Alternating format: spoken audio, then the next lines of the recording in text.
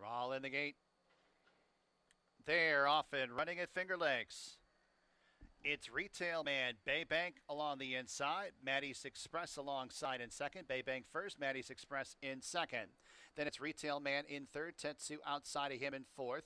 Interstate is in between horses, followed up by Finalist, who scrapes the paint. And 4 lengths to the trailer. That is Interstate. As they circle around the first turn, it's Baybank with the lead. Maddie's Express in second. As it's Retail Man who tracks in third. Finalist scoots on through towards the inside. In fourth, 2.5 lengths off the lead. Tetsu 3 wide and 3 off the pace. And then it is Centavo splitting horses. And Interstate is deep on the course at the back of the pack and about 5.5 lengths off the lead.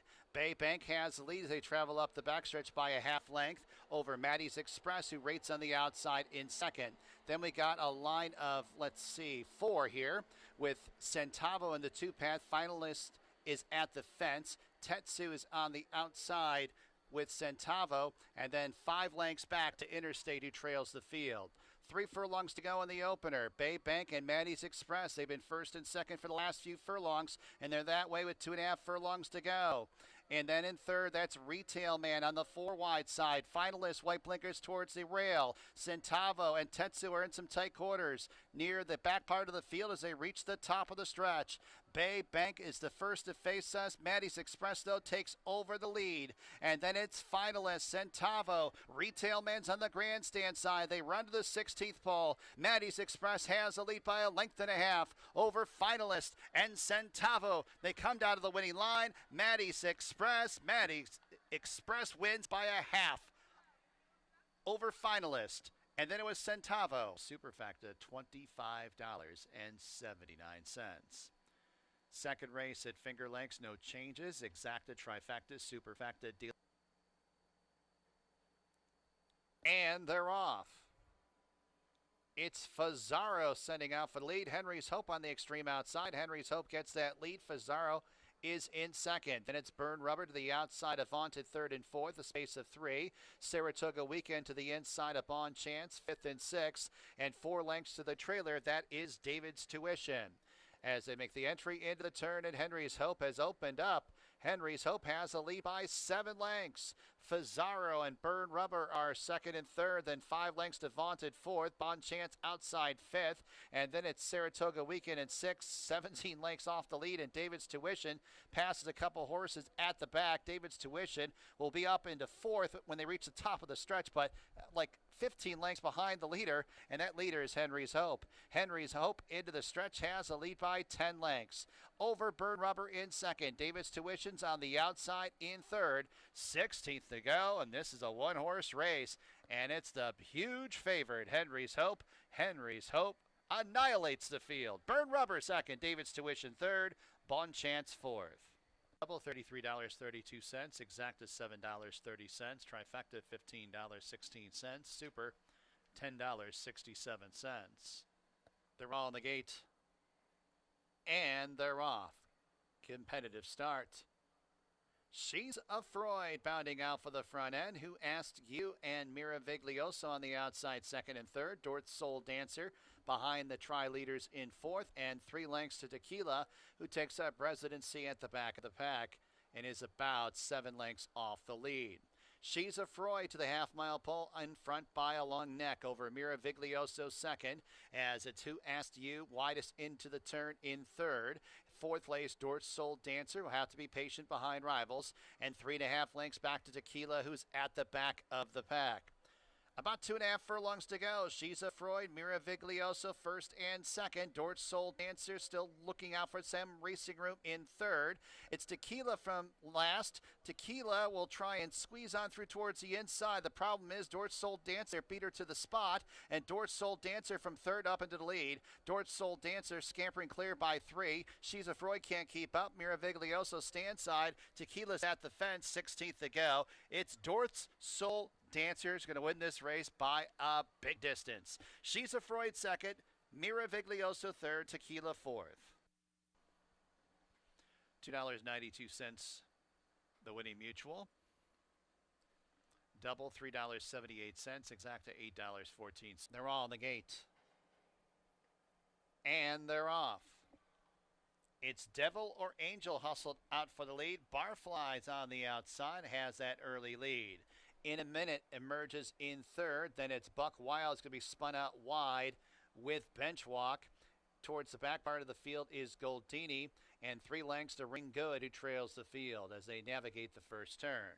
In a minute from third up into the lead, Barfly defers in second. Buck Wild, White Blinkers outside in third, 4.5 off the lead.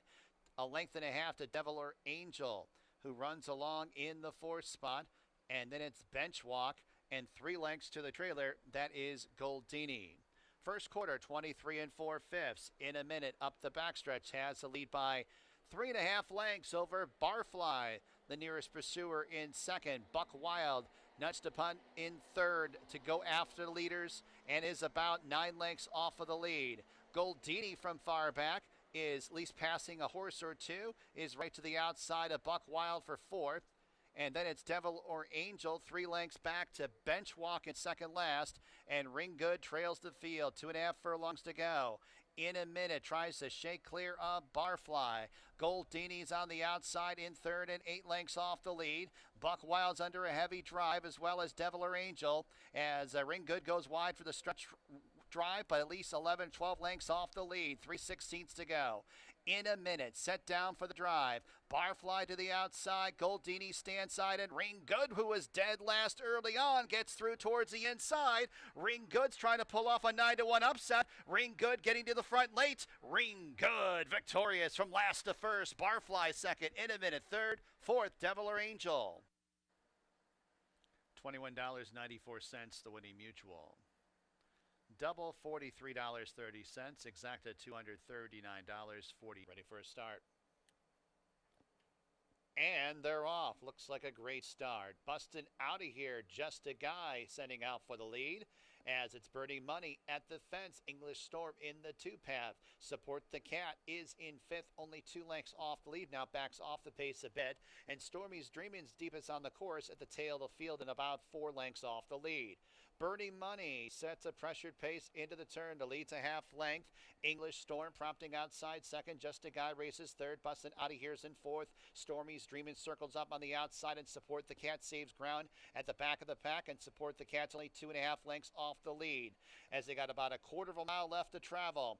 Burning Money on top. English Storm, Support the Cats at the fence. Just a Guy goes about 4 wide. Bustin' out of here, and Stormy's Dreamin' are very deep on the course. Wide open here with 3/16 to go. Burning Money, English Storm, Stormy's Dreamin' first, second, and third. Support the Cat shaking up in fourth. They run to the 16th pole. English Storm and Burning Money first and second. Support the Cat. Stormy's Dreamin'. It's English Storm in front. Close for second, maybe Stormy's Dreaming or number 6 from Finger Lakes. Scratch number 7, he's in charge. Exacta, trifecta, superfecta, daily double, pick 3 wagering, 20 minutes. They're all on the gate. And they're off. It's East Coast Girl set to the offensive by Barrios and gets that early lead. Father Walsh counters up the inside second. Morning Cup, Sutton Breeze third and fourth. 2 lengths, Nutsy towards the inside in fifth. Then in 6th place, that is Newport Bridge, is to the outside of In Sky We Trust. The whole field's covered by about 7 lengths as they have less than a half mile to go. East Coast Girl, first quarter, 23 seconds. Father Walsh doesn't want to give up the rail in second. Morning Cup races to the inside of Sutton Breeze, third and fourth, and 4 lengths to In Sky We Trust, who is in fifth to the outside of Nutsy, and Newport Bridge now trails the field. Less than 2.5 furlongs to go.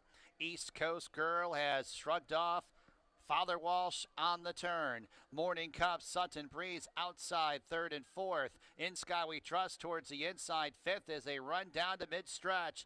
East Coast Girl has a lead by about 4 lengths. Morning Cup, In Sky We Trust is up the inside. About 3.5 lengths off the lead, 16th to go. East Coast Girl, In Sky We Trust. East Coast Girl extends the win streak to 3. In Sky We Trust second.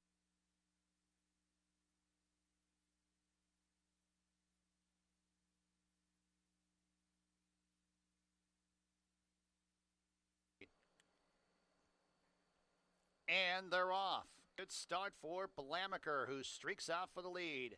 Billy at the gates on the outside in second. Then it's Solo's Fury, who tracks in third to the outside of Asleep at 8. Then 2 lengths back to Rockstar Rebel, who's a length and a half, 2 in front of My Cool Hand Luke, who's in the 6th and trailing position. It's Blamaker on top by a length. Billy at the gate chasing in second. Asleep at 8 tracks in third, 3 lengths off the lead, has some run, does Asleep at 8. Another length back to Solo's Fury in fourth, then 4 lengths to Rockstar Rebel, who's about 7 in front of My Cool Hand Luke.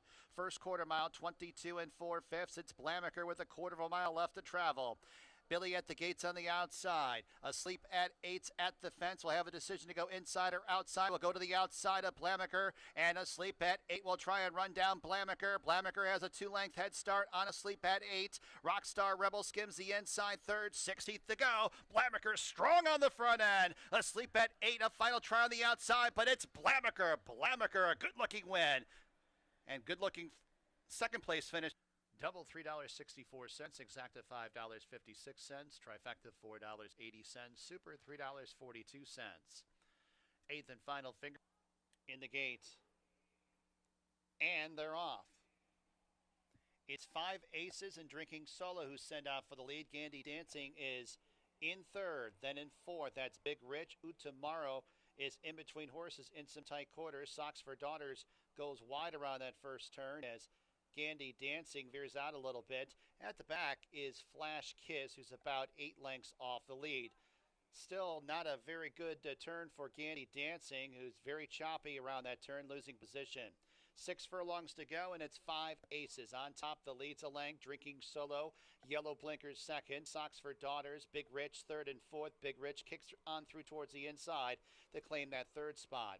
Then a margin of about 3 lengths to Utamaros towards the inside in fifth. 6th place, Gandy Dancing running into some traffic again. And a half length to Flash Kiss, who's deep on the course at the tail of the field. The opening half for 5 aces, 49 and 3/5. 5 aces leads into the far turn to leads 2 lengths. Drinking Solo tries to peck away at the margin in second. Big Rich is in the clear. No excuses for Big Rich outside in third. Utamaro races in fourth. 7 lengths off the lead. Then it's Socks for Daughters and Gandy Dancing. 3 lengths back to Flash Kiss, who trails the field as they arrive at the top of the stretch. 5 aces is the first to face us. Big Rich and Drinking Solo are looming large on the outside. We got 3 across the track with 3/16 to go. Big Rich 3 wide, Drinking Solo in between horses. 5 aces relegated back to third. Tomorrow, Socks for Daughters outside 4th and 5th. Now 3rd and 4th, 16th to go. It's Big Rich. Utamaro, a final lunge on the outside. Big Rich wins over Utamaro and Socks for Daughters. Then $15.32. Pick 3, $3.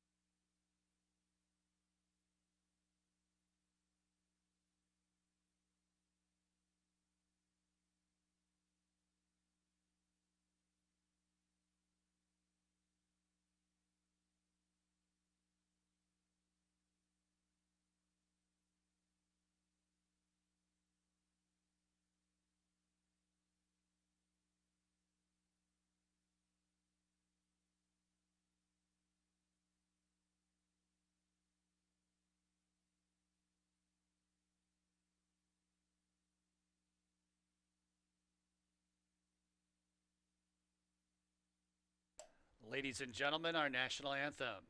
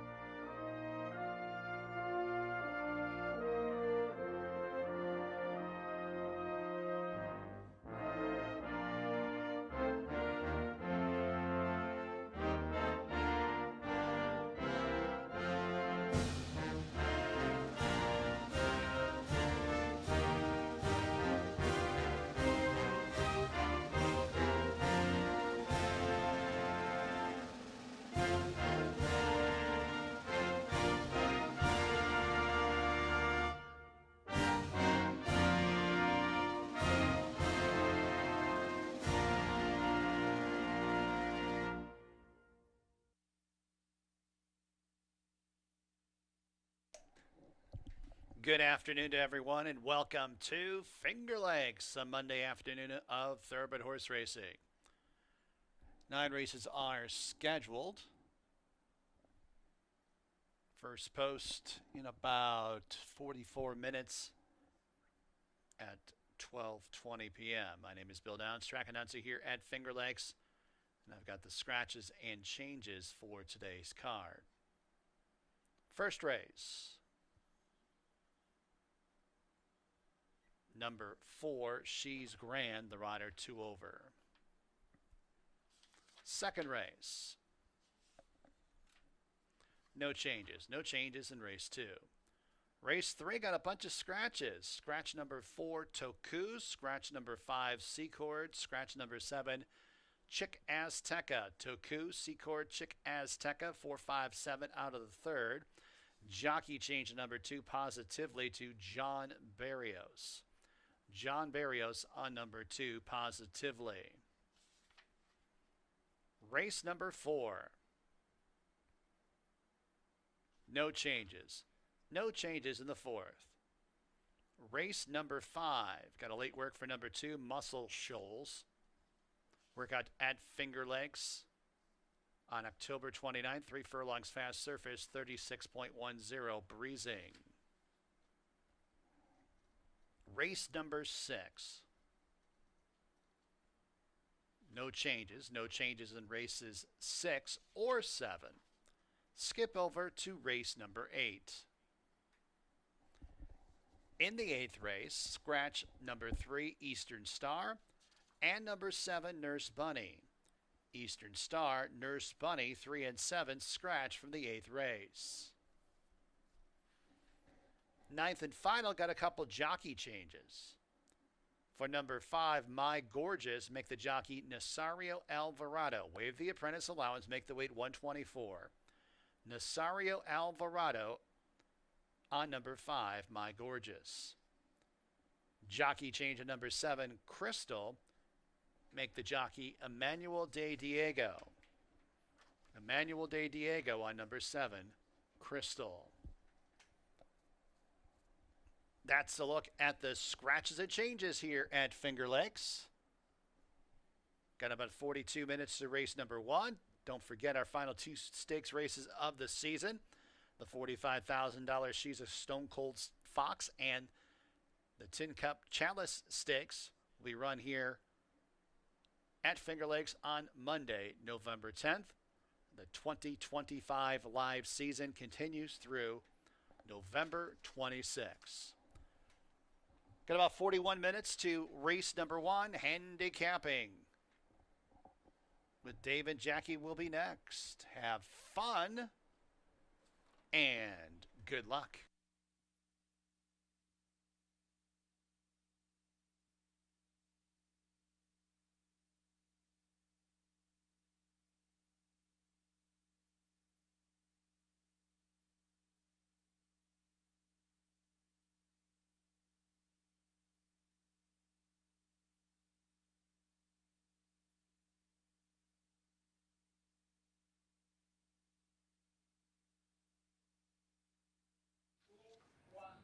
And welcome everybody to Finger Lakes Gaming and Racetrack. I know everybody's disappointed. Just me today. Jackie will be back with me tomorrow and for the rest of the season. But she had to call in today. Maybe it's because last Wednesday she was looking a little different last Wednesday for some reason. No, she'll be back tomorrow, and we'll be doing the show together. Remember, 12:20 will now be the earlier post after everybody had to change their clocks, and now we're going to the earlier post time for the rest of the season.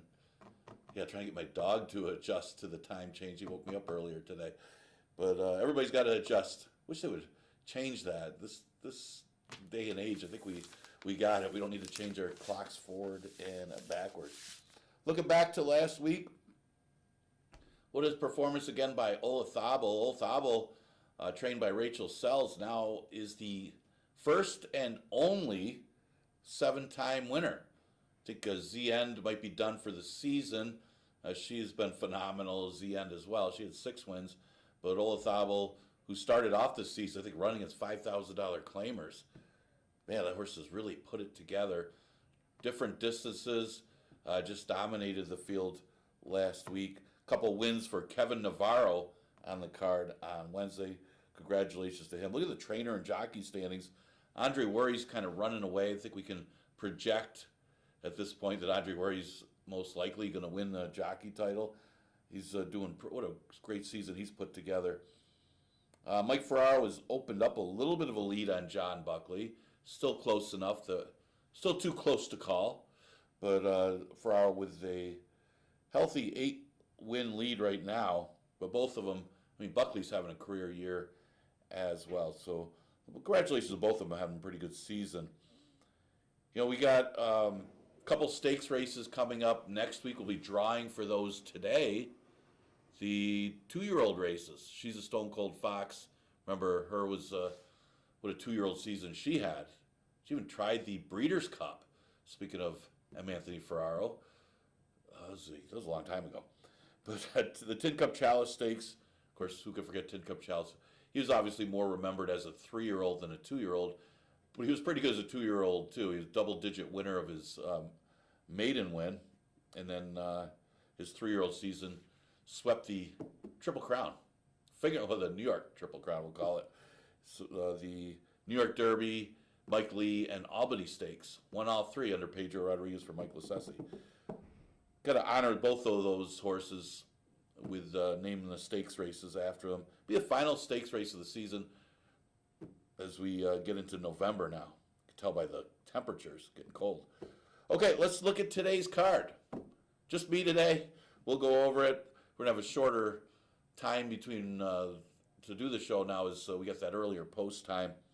First race goes a mile. It is an allowance race. Exacta Tri Super Daily Double. The early pick 5 starts with the first race. Yeah, Empire Magic should absolutely love the extra distance, you would think. But she's in good form anyway. She put it together, winning a 6 furlong race, and then just simply didn't get the pace flow and certainly didn't get the trip, as she was really compromised by the start. I think you could say she lost the race at the start last time, and because of that, she never really got into the race and missed the board. Starts sometimes can mean anything, everything, and that's those sprint races, especially if the pace doesn't back up to you and you're the closer. I think it's even worse when you're a need-to-lead speed type.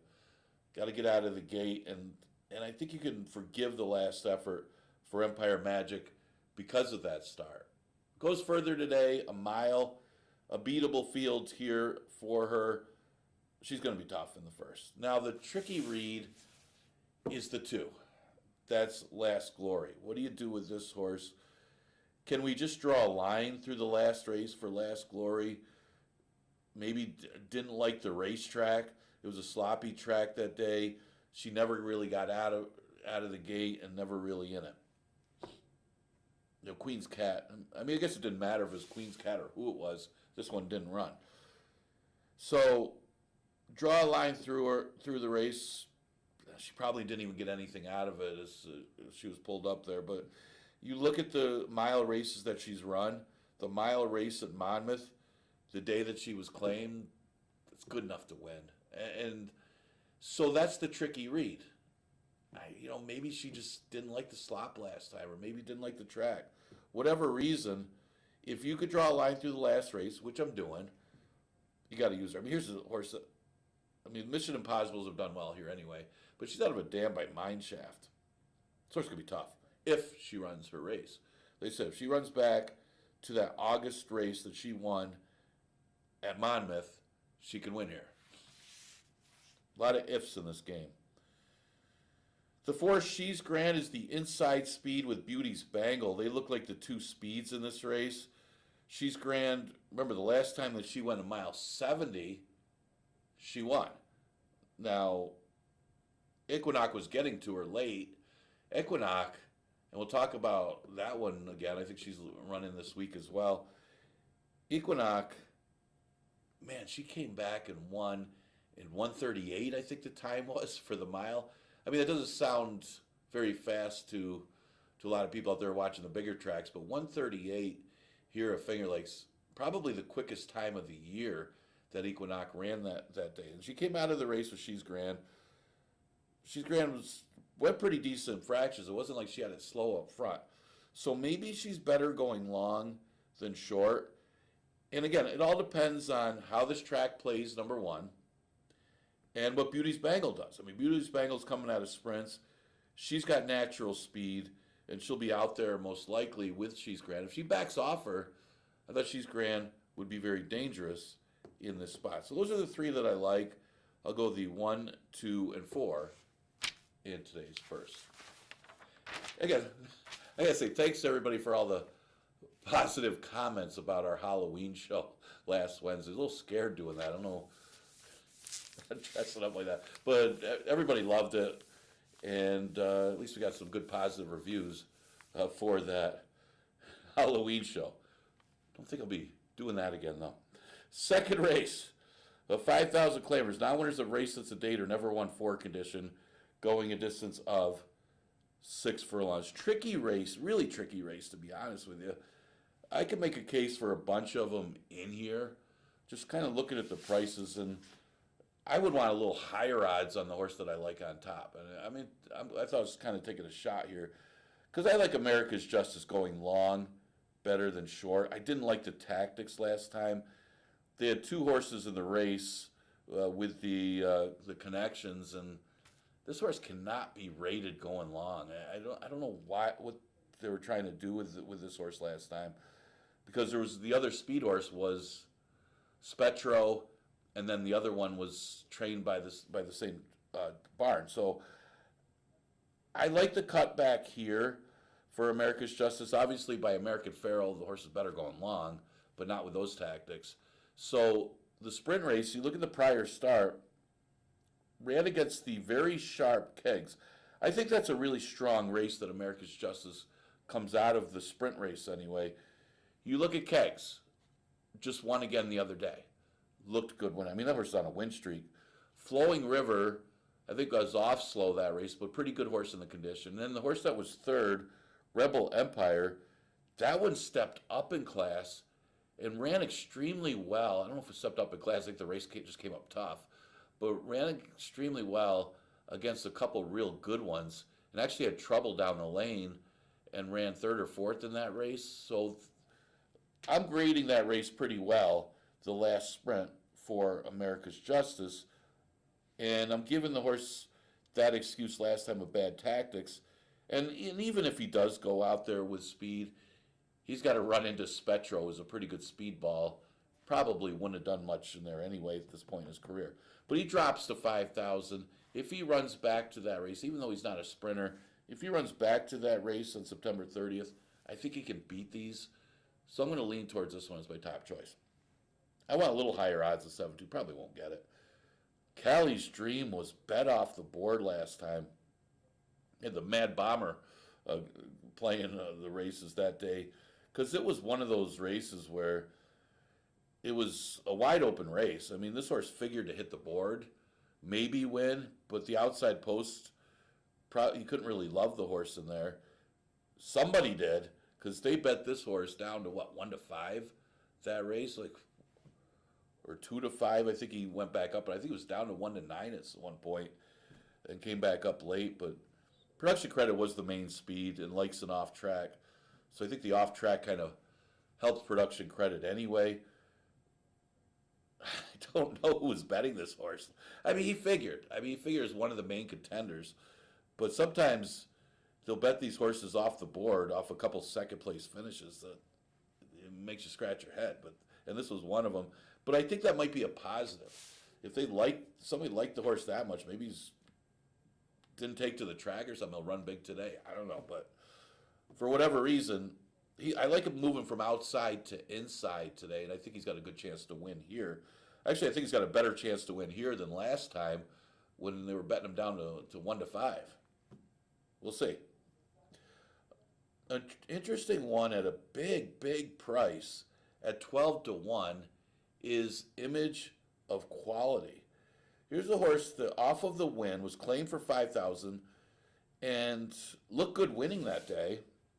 Was put up over his head against allowance horses in a sprint. Then tried a route. Where are you going there? No shot. The race 2 back was caught wide against 11-9s. Dropped down to the level last time. I mean, he does like an off track, so there's a positive negative. But if you like Cali's Dream, and a lot of people did last time, Image of Quality finished right with Cali's Dream going 5.5 furlongs that day. Yeah, I can see this horse, and he'll be a bigger price. Low profile connections, and he hasn't hit the board in a few starts. But I'm giving him the excuses. And again, if you like Cali's Dream, who will probably be the favorite in here, I mean, this horse is right with him. Granted, it's an off track. He was right with him, which Image of Quality likes. But I think the horse has got a big chance in here. And again, low profile connections, he's not going to get bet. So if this horse does run well, you're going to be handsomely rewarded. The 3, Bustino Santino, what's going on with this horse? He dropped last time and, just chase and faded. Hopefully he's not going the wrong direction. I mean, Flores gets back aboard. And, I mean, he had won 2 of 3 starts earlier this summer when he was going good for 11. So maybe he's got one more in him for 5,000. I don't know. He does look like lately he's not running as well. But if he runs back to some of the races earlier this year, he's going to be awfully tough in here. And there's not a ton of speed in here. The speed looks to come from the 7, Mazzara. I don't know what to do with that horse. It's like he goes to the lead and stops. So Bustino Santino could be in the perfect position as the closest one to Mazzara early if that one stops here. Of course, that one might forget to stop for 5,000. I don't know, but it's hard to know what Mazzara is going to do. Hard to say Mazzara. I don't know what that means. But off of that horse's form, again, he could just, on the drop in class, he could keep going. But Bustino Santino could be in the perfect position with a quit and speed in front of you that he gets first run on everybody else. Could happen. Okay, third race, a 5,000 claimer, going 3/4 and never won 2. Race for fillies and mares. We got John Barrios on the 2, positively. Good luck, John. Scratched the 4, 5, and 7. Kind of really cuts down the race, doesn't it? I think these are the 3 I liked anyway. It's hard to look past these 3 unless Out of the Cloud wakes up dropping to 5. Thought Miss C. Banker looks like the speed. And she might prove tough to catch in here. Now, the only negative would be Cabercoa normally rides this horse, and he stays with a 6. Now, you can make the case that maybe the 6 is better right now at this point in the year. Problem is, I think from the tactic standpoint, with a drop in class, Miss C. Banker, it's her race to lose on the front end. And she may lose. I mean, they catch her. Sugar Ride won't be that far behind her, chasing at her. But Gomez climbs aboard. It is 6 furlongs, so you'd like her a lot more at 5.5 with the lack of pace in here. But even at 6, it looks like she could control the pace up front. We'll see how it plays. I mean, last week, I think it was Monday. I know this because I picked all closers on Monday. Front speed was pretty good early in the week. Sugar Ride, yeah, she looked good running second. That was a drop down hypnotic flare. Kevin did a good job. Kevin Navarro did a good job of taking the initiative and just putting hypnotic flare on the front. Sometimes it's the best thing you could do in those races, and everybody was caught chasing, including Sugar Ride. And I thought Sugar Ride actually ran a pretty good race, trying to chase after that drop down. It held the second position, and really, you could say, was much the second best of that field. And that was the first time against winners. Keep in mind, she was dropping off of a maiden win to run good in there. I thought she was a big threat in this race. If she could stay close with Missy Banker, maybe she's just better than that one right now and wears that rival down. Obviously, Phone Call to Heaven, she dropped and popped. She dropped from a special weight. She had to overcome an 11 post. She was much the best against those 5,000 maidens. So she's the tricky one to read here because we don't know how good she is. It wasn't a very fast time. It was shorter, 5.5. But she did what she had to do. And she was best, much the best in that race. Great, but she didn't beat anything. So we'll see. I mean, she's a very well-bred horse. Again, she's been over her head. She's only had 2 starts here at Finger Lakes, and 1 was against special weights. She could be awfully tough in here. Those are the only 3 win threats. The other 2 weren't really win threats in this race. Kind of made it easy narrowing that down.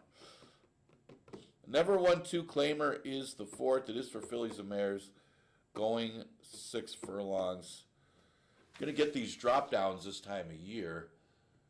Now, Playing with Dolls kind of vulnerable because she doesn't have much for early speed. And these are the drop downs you don't like. I mean, normally these drop downs, they drop from 11 to 9. They're much better than the 5s, the horses that drop in. But you feel more confident picking them when they have speed. Because the way some of these horses get beat, even if they're better horses, is because of the pace flow. Or they just don't get the pace flow that they need. Now, there are a couple speeds in here. Honey in the Bank and Cue the Music. Obviously, Hypnotic Flare, who's sent to the front, was just quicker and better than both of them. I think they were both trying for the front, couldn't get it. So, I mean, Honey in the Bank's fast if she chooses to be, and Cue the Music is quick enough if she chooses to be, that Playing with Dolls could find herself in an ideal position. Now, if one of those horses goes to the front and the other horse does not, Play with Dolls might not have much to run at. She's better than these horses, though. I'm taking her on top. She's never won the distance, though. Of course, she's only won for 14. Honey in the Bank could be the speed. She's inside of Cue the Music. Again, she wasn't fast enough to go with the horse that doesn't even show any speed, Hypnotic Flare. But with the drop in class, she had more natural speed that Kevin Navarro used to win the race with. She had a tough outside post. The prior start she was in for 5,000. She was claimed that day. She went into a very, very tough 11-9 with the speed of Zen Lu and then Princess Cairo, who was on a win streak. She came back to win. I think both of those top 2 finishers came out of that race to win. But she dropped to 5,000. And I thought still, even though she didn't make the front, she ran well to be 3rd. Pesadilla Chanel, I don't know what to do with this horse. I think the weight off's going to help her. I mean, you're not losing anything going to the apprentice rider from the horse, which had ride. Well, of course, Ray rode the horse before, but I would think the weight off could help this horse. Her races earlier in the year would be very competitive against this field. So I'll go 2, 3, 4, 8. Cue the Music would be the other one, but she might need to clear the other horse to get the lead, have a shot. The best race, I thought, well, maybe not the best race, but the most fun race of the day is the 5th. We're speaking of 2-year-olds. We got the 2-year-old races next week. Pretty good group of 5.5 furlong maiden horses here. Now, it all depends. I mean, you got a couple of good, well-bred first-time starters on the inside. You got Ride Share, who's well bred for Windy Leaf Farm, but doesn't have a lot of works. You got Muscle Shoals out of a dam by McLean's Music. They paid $240,000 for the dam as a 2-year-old. Got good works. We even just posted a unpublished work for Muscle Shoals, and it was a pretty good one. Well, 36, but at least worked 3 furlongs. I like the fact that the dam's out of by McLean's Music. They've done well here, and I do like the fact that the horse got a bullet work for 5 furlongs. I always say that I don't really say anything about bullet works for 5 furlongs if there's only 2 or 3 horses working in the morning. Doesn't mean anything, but 10 horses worked, and it is a 2-year-old posting a bullet, so it's worth mentioning for Muscle Shoals. So I used her second. I did like King's Dancer with experience. I think she did improve with the blinkers, or he did improve with the blinkers last time with the second place finish, but I also like the breeding. I mean, you got Queen's Dancer is the full. Queen's Dancer ran third in the Ladyfinger Stakes as a 2-year-old. And then you got Queen's Cat, who's had a phenomenal season for Linda Dixon.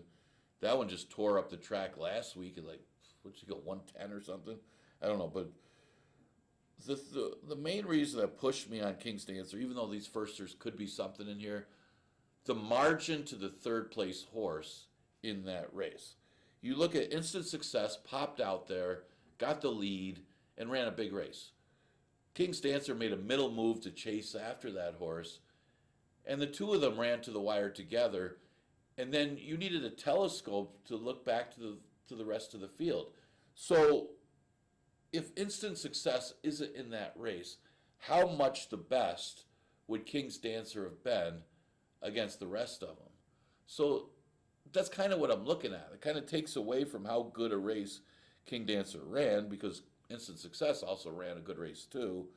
But the rest of them, and it's hard to gauge how the rest of the field was, who else was in there that he beat, but he dominated the rest of them. And 106 is a pretty good time for 2-year-olds here at Finger Lakes, 2-year-old maidens. So we'll go with this one on top. Choke, adds blinkers, could improve. And it's running okay. They thought enough of the horse to try him in the Aspirant Stakes. No shot in there, obviously, but why not take a shot? I mean that's what they were thinking. Came back and ran a decent third. Was over bet. Just because they're in the stakes race doesn't mean they should be competitive in the stakes race and that they're going to win next time. But everybody jumped all over him. Last time, I thought ran his best race. It was in the slop, but he ran a good second behind a runaway winner. And the horse that won was much the best. So they'll try adding blinkers. Maybe the equipment change could improve this horse enough to run with horses like King's Dancer and a couple of these firsters. He plays either way. I mean, he's in good form right now. Got a couple in here for Paul Barrow. Got a first-time starter, Concrete Kid. But I was looking at Broken Record. I didn't look at it like him when I first looked at the race, but then kind of looked at the breeding. Busted Stone's more sprinter, but can go long too. But the only downside would be the route breeding on the dam side. The dam was a very, very good router. The dam was a 5-time stakes winner.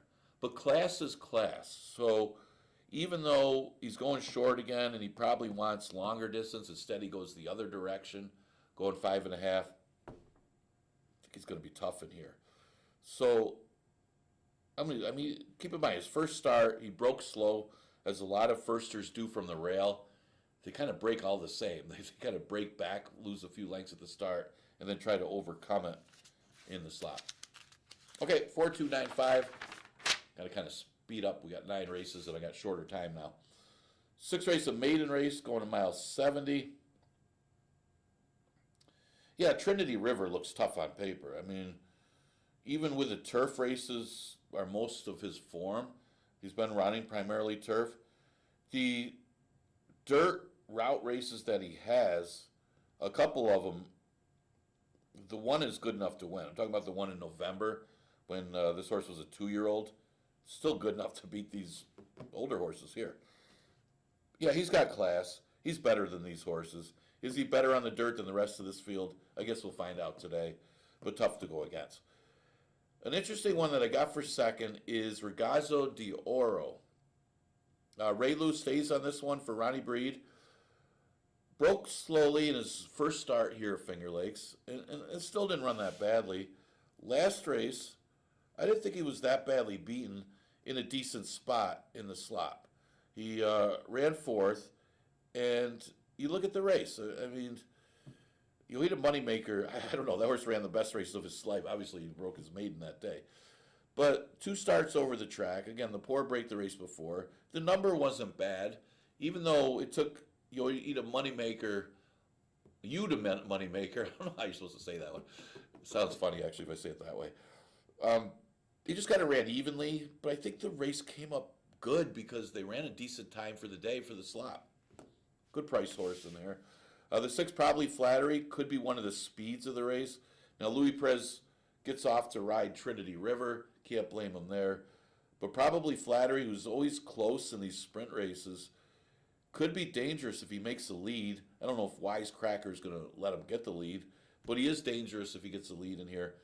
And the one Halloway from the rail, he steps back up in class after running well against maiden claimers last time. So I'm going 4, 5, 6, 1 in the 6. 7th race, Flying the Style drops to 5 for a hot barn. I mean, I don't have to really talk a lot about this one. He looks awfully tough in here. Scales of Gold, I don't like the way he stopped last time. Brewing was able to chase him down. So, and Four Eyes is more of an underneath type. So those are the ones I use second and third. Obviously, Scales of Gold is dangerous if he's faster than Mischief Exposed.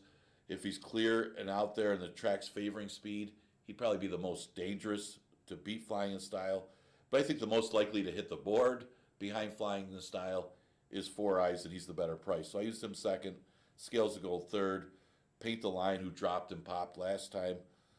He faces tougher today, though. Even though he's staying at 5,000, the race came up tougher. But I'll use him in the number as well. I don't know if you have to go past those 4 unless you're playing tries or supers in 7th race shake and with no name play as far as underneath types. 8th race, scratch the 3 and the 7. Not sure why they were even in the race. They were out of condition. They didn't play anyway. I don't know why they were in the race. Maybe that's why they scratched. I'm looking at the inside. I mean, you got a few good ones in here. Adelisa Smile, undefeated at Finger Lakes. She's the inside speed. Yankee Doodle, she's going pretty good. You can't fault her. She looked good winning last time. Adelisa Smile already beat her. Equinox, mentioned him earlier. Can he repeat that last effort? Sorry, I said 138. It's actually 139. You see it on his paper. But she blazed. You don't see under 140 much here at Finger Lakes. If she could repeat that effort, she could beat Adelisa Smile. But I think Adelisa Smile gets the lead on these. And that could be the difference between her and Equinox. Equinox had an easy lead when nobody else went last time, and she got her best performance. I think Adelisa Smile can make it 3 in a row. If she could get the lead from the rail and do reasonable fractions, she can hold off Equinox.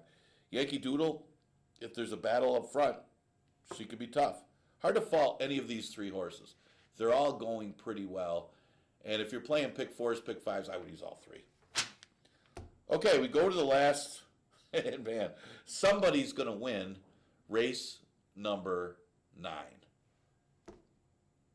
It's a 5,000 maiden claimer. And if you love somebody in here, I want to hear it. Because nobody really stands out in here, and I wouldn't expect a fast time. Now, the horse that's got the best credentials, and I used her on top, is the 6, Esther Salad. She's just been facing tougher, and that might be just all that she needs to beat these horses. A pretty slow field, and she's running against 30,000 maidens in New York. She didn't belong on the turf the last 2, but she's didn't run anyway. She's got a couple dirt races, even though she's getting beat a country mile in a bunch of them, that are still better than these 5,000 maidens. So the class relief has got to help this horse. I used her on top. El Complicado for Charles Chow. I mean, she did break her maiden, but she got DQ'd. I guess that's an advantage she has over the rest of this field. She's a Florida bred. Hopefully she's not tailing off, but we'll see how good Sugar Ride is. I mean, Sugar Ride came back and ran second against winners, although 5,000s. She plays from the rail. Sweet Carol James is the most interesting one. She already ran for 5. She was hitting the board for 5. They stepped her up in class, and then they went to Presque Isle with her. She ran her best race on the synthetic last time. I can't really gauge anything from that. That race is good enough to beat these, but it's a different surface. She might like that surface better. So I couldn't take her as the favorite, but she could be the speed of the speed if she shows that kind of speed on the dirt, which she could. Speed horse have a good chance in here. Went with a 6-1-8-7 in the last. Those are my picks for today. Jackie will be back with me tomorrow. Again, we start around 11:40 for our pre-race show, and then first post from now on is 12:20. Got 9 of them today. We'll be back tomorrow. Again, 12:20 first post for tomorrow's card. Enjoy.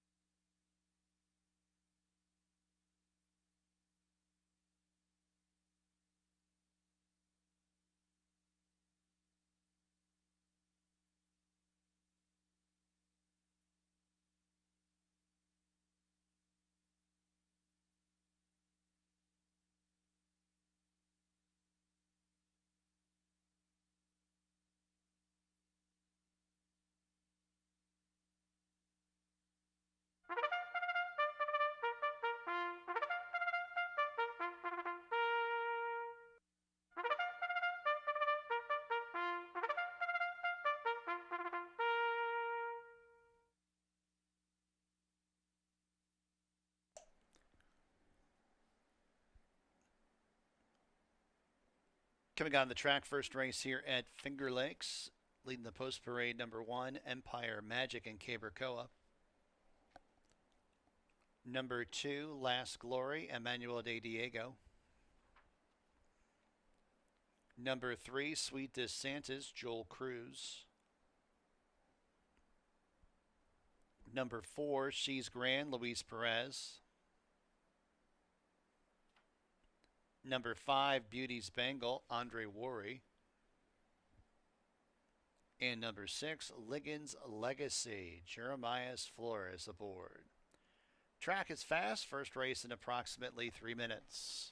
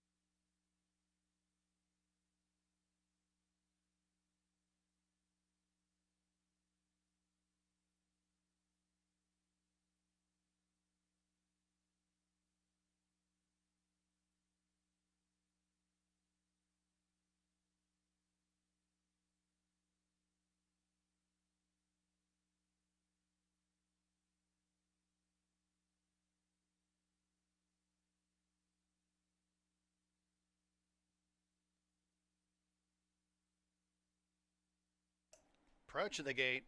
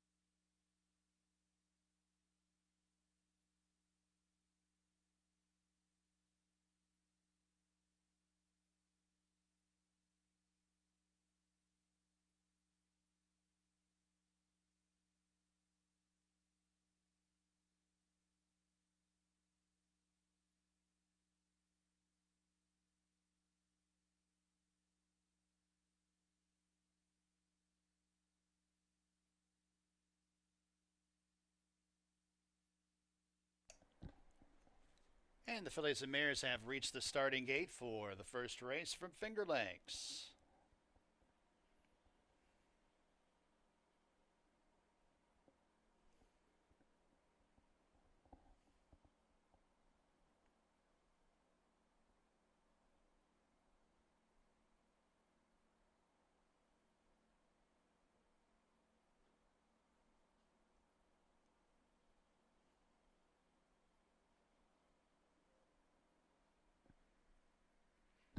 Favorite at 6-5, number 4, She's Grand.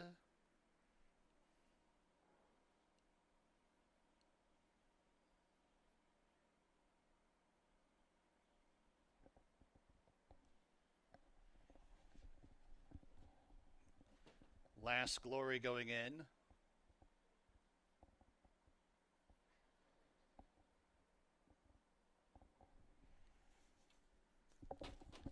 Beauty's Bangle looks like to be the last to load up. They're all in the gate. They're off and running at Finger Lakes. It's She's Grand who's sent to the offensive by Perez and gets that early lead. Beauty's Bengal displaying speed on the outside. Empire Magic's at the fence. Last Glory's in between horses in fourth. Then a length and a half back to Liggins Legacy, who's about a length in front of Sweet DeSantis, who is at the tail of the field as they circle around the first turn. And it's She's Grand calling the shots in the front end. Has the lead by a length and a half. Empire Magic tugging at the jockey to go on in second. Last Glory, green blinkers towards the inside third. Beauty's Bangle races in fourth. 3 parts of a length to Liggins Legacy, deepest on the course in second last. And is to the outside a Sweet DeSantis, who's at the back of the pack at about 6 lengths off the lead. They run to the half-mile pole. It's She's Grand on top the leads a length and a half over Empire Magic, prompting outside in second. Last Glory still at the fence in third. Beauty's Bangle mid-flight in fourth, 3 lengths off the lead. Liggins Legacy and Sweet DeSantis are at the back, 3 furlongs to the winning line. It's She's Grand who's made every Polo winning one so far, has the lead by a length and a half. Empire Magic now being given her cue to go after leader in second and is 2 lengths off the lead. Last Glory's towards the inside third. Beauty's Bengal fourth. Liggins Legacy deep on the course in fifth as they turn into the stretch. It's She's Grand who's homeward bound, has the lead by 5 lengths. Empire Magic can't keep up. Last Glory's at the fence. Beauty's Bengal still in fourth. 16th to go. It's She's Grand on top by a winding 7. She's Grand, the big favorite, wins the opener at Finger Lakes. Last Glory second, Empire Magic third, Beauty's Bengal fourth.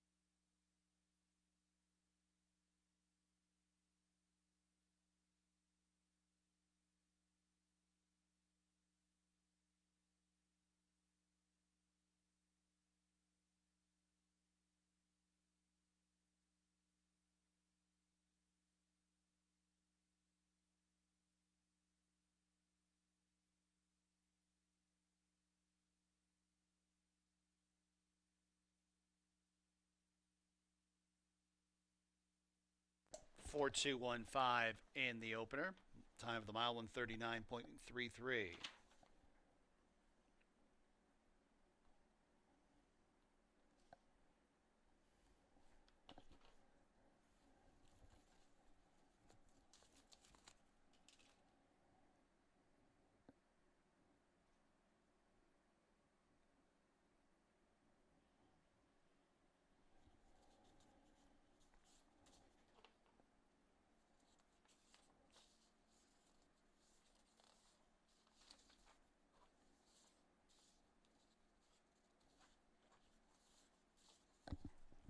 First race official, $3.04, the winning mutual.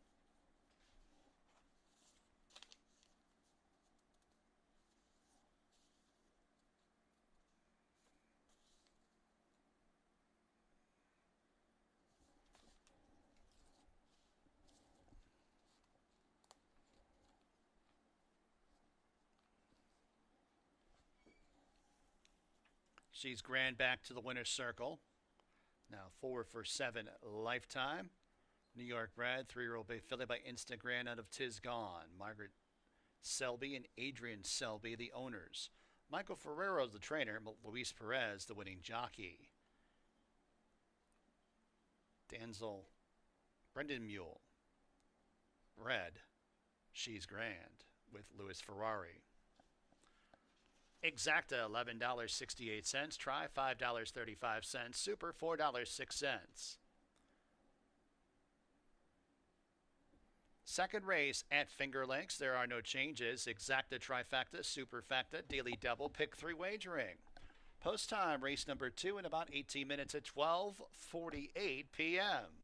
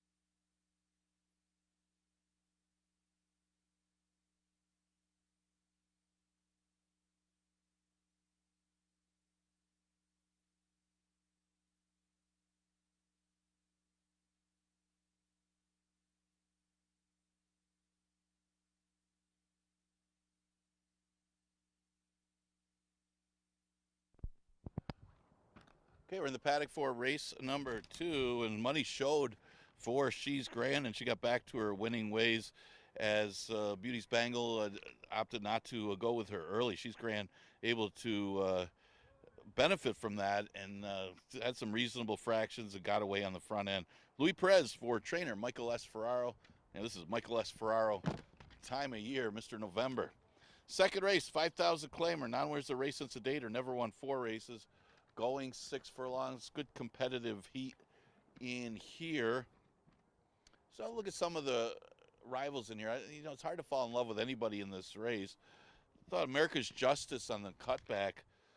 I like her better. I like him better going long, but not with the tactics that he was using. If he gets the lead on going long, I like him. But you look at his last sprint for 11. It actually wasn't that bad. I mean, this horse was coming off a long, long layoff. Had been off since 2023 and ran very well. So possibly needed the route. I mean, you could say that was a second start, maybe a little bounce factor there, but also just the tactics as well.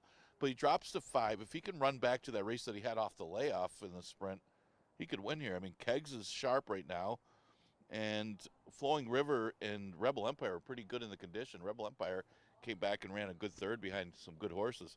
So hard to gauge this horse because he was off so long, but on the cutback and dropped to 5, I think you could play him at a little bit of a price. He's right now at odds of 9-2. The one is Collie's Dream, and I expect him to be the favorite. I mean, they hammered this horse down to be a favorite last time. I don't know who they is, but he shouldn't have been that short a price, no matter how you look at it, in a competitive race. Production credit took advantage of the good racetrack. That horse likes an off track and was the speed. He didn't come back.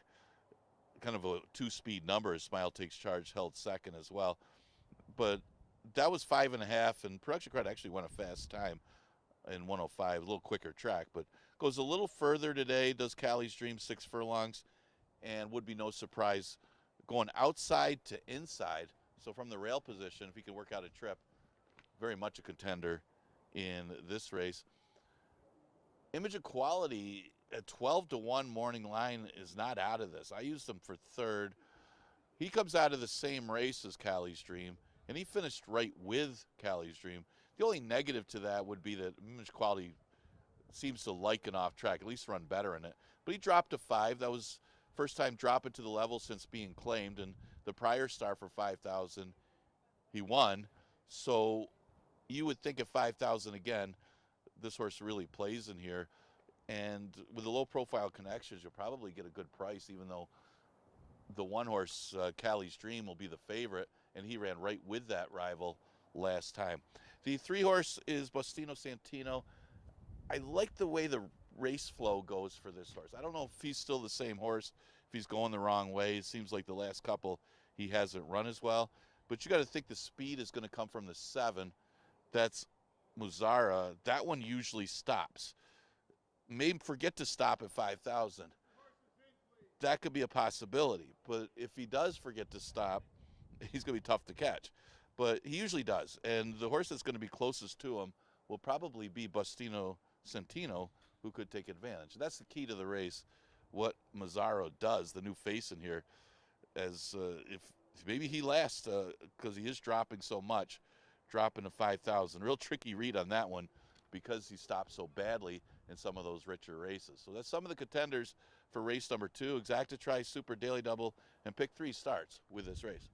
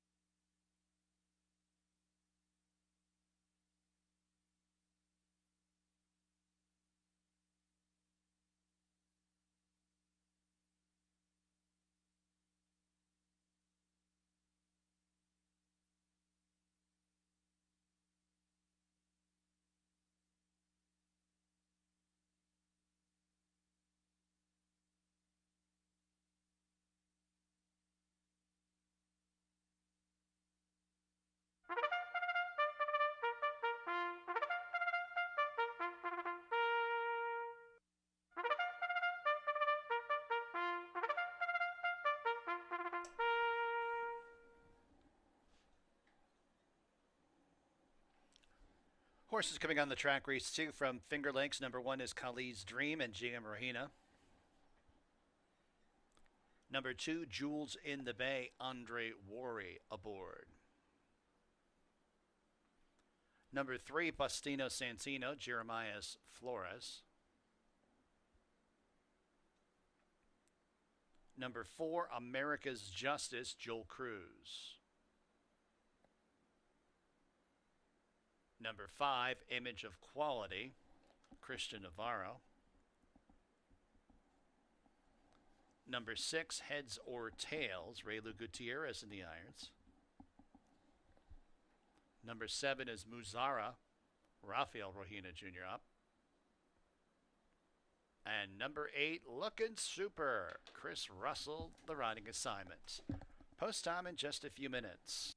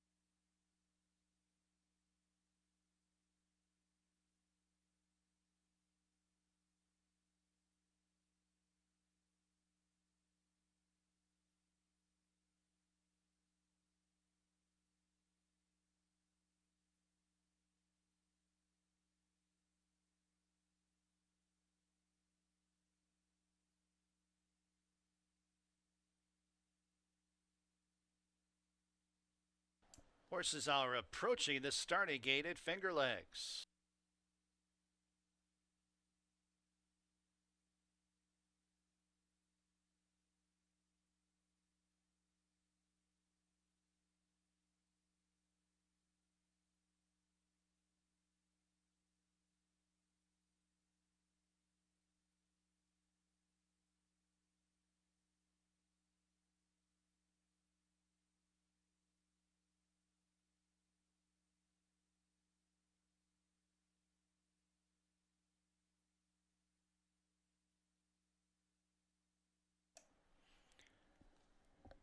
Horses have reached the starting gate. Race number 2 from Finger Lakes. A field of 8 to go, 6 furlongs.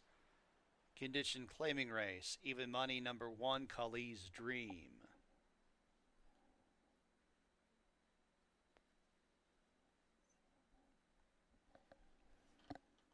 Kali's Dream has been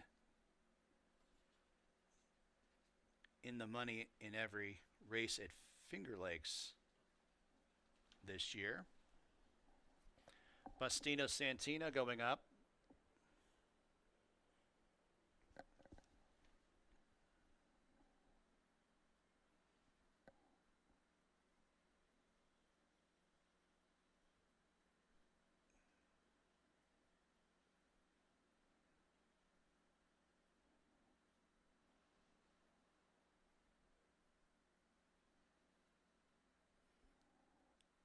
The gray Image of Quality. Heads or tails?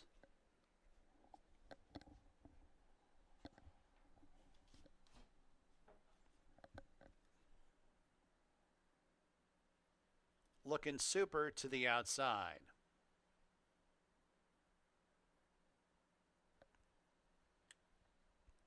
They're all in the gates. And they're off. It's Looking Super and Muzara. These two jet out for the lead. Kali's Dream at the fence gets that early lead as it's Bustino Santino is now splitting rivals up in the second. Heads or tails in third. Muzara 4 wide fourth. Looking Super shuffled fifth. 4 lengths off the lead. 2 more lengths back to America's Justice, who's about 2.5 in front of Image of Quality and a length and a half back to Jewels of the Bay trails. First quarter mile, 22 and a fifth as they make the entry into the turn. Kali's Dreams on top. The lead's a length and a half. Heads or tails. White blinkers outside second. Bustino Santino third. Looking Super has gravitated towards the inside fourth, now up into third. Ground saving on the turn is Looking Super, but still 3 lengths off the lead. Fifth place is Muzara, then 4 lengths back to America's Justice, who's deep out of the course. Image of Quality second last as they turn into the stretch. It's Kali's Dream on top. The lead's 2 lengths. Looking Super's up the inside in second, many lengths back to America's Justice in the third spot. 16th to go. Kali's Dream.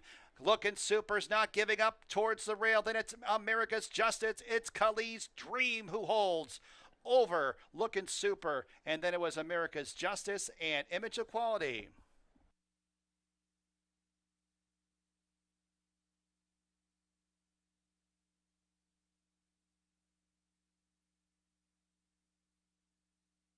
Stewards have posted the inquiry sign. They're going to take a look at the stretch run. Stewards' inquiry into race 2.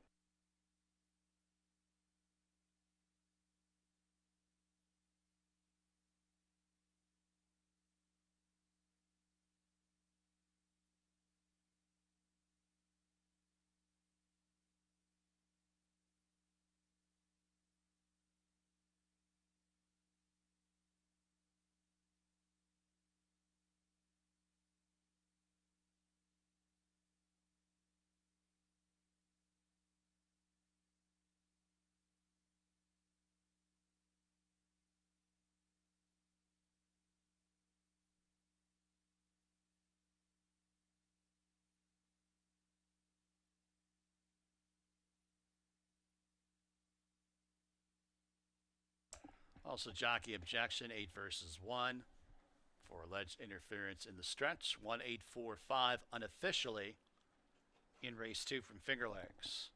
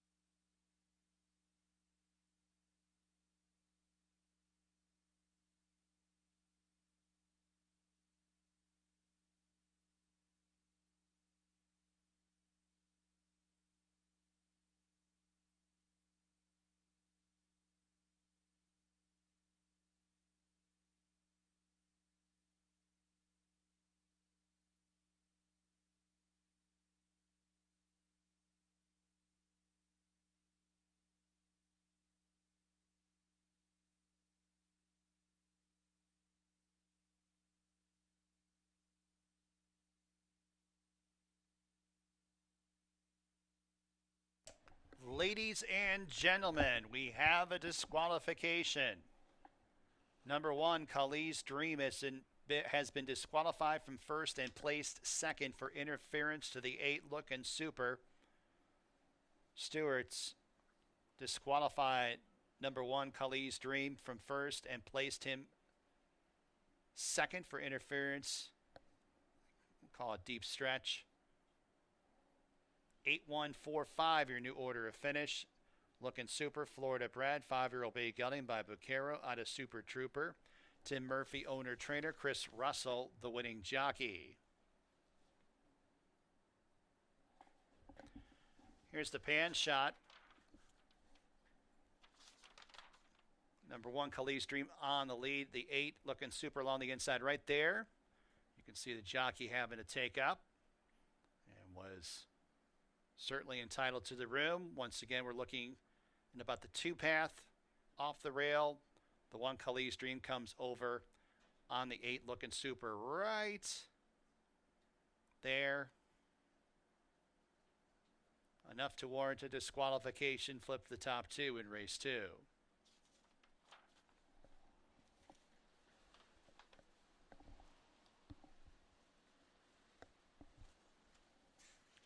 $7.34, the winning mutual.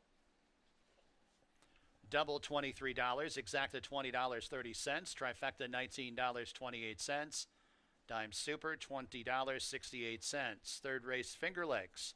Scratch the 4 Toku, the 5 Secord, and the 7 Chick Azteca. John Barrios, jockey, change at number 2 positively. Exacta, trifecta, superfecta, daily double. Pick 4 wagering. Pick 4 starts on race number 3. Post time in 17 minutes at 1:21 p.m.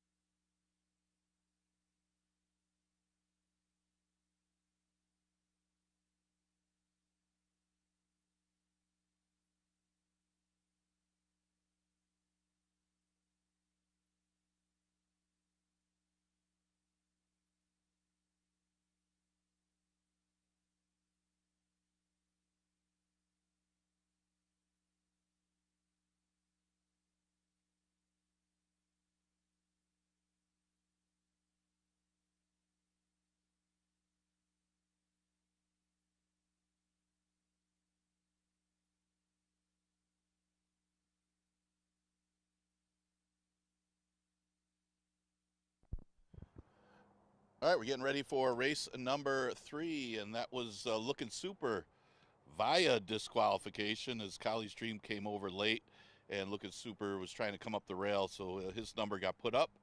He gets the win. Chris Russell for owner-trainer Tim Murphy. Oh, and finally got a good trip, at least until the end. Third race, never 1-2 condition for fillies and mares. Now we scratched the 4, 5, and 7.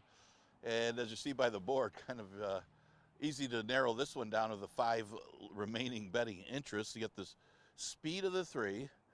Looks like the main speed. You got Phone Call to Heaven, who dropped and popped last time. And then you got Sugar Ride, who dropped off a maiden win and ran a good second behind Hypnotic Flare, drop down winner. So you could make a case for any of the 3. From a tactical standpoint, a little concerned about this one, but from a tactical standpoint, Miss C. Banker looks to have the advantage on these as the speed of the race. Now, she didn't run well last time. She chased and faded in her last race after winning as the favorite in her prior starts. And the other concerning part of that is Cabercoa, who often rides her, shows up on the 6th Phone Call to Heaven, who was coming off the maiden win after running against special weights, dropped to 5. But from a tactical standpoint, you get Oscar Gomez aboard. She'll have the lead as far as she goes, and we'll see if she can last on the front end. And she's also dropping to 5,000 today. The 8 horse is Sugar Ride. Sugar Ride, her first race over the track was successful over a sealed racetrack. She was able to defeat a pretty decent 11-9 maiden field. She dropped off the win, and there's really just Hypnotic Flare from the inside took the initiative, took the lead, and she chased her home.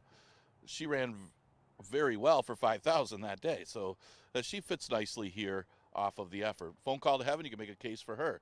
She was running against special weights before dropping to 5, and you could make the case that she was much the best in her last race. Granted, she didn't beat anything, but she did what she was supposed to do by drawing away from that field. Goes a little further today, going 6 furlongs. Again, Koa opts to ride here when he was on Miss C. Banker, the speed of the race, last time. So not impossible is Phone Call to Heaven, who will probably be the closest one to Miss C. Banker early. She's the only other one that shows any kind of natural early speed. Exacta Tri Super Daily Double and the Pick 4 starts in here. Okay, we're down to 5 betting interests, so we scratch the 4 Toku, the 5 Secord, and the 7 Chick ST.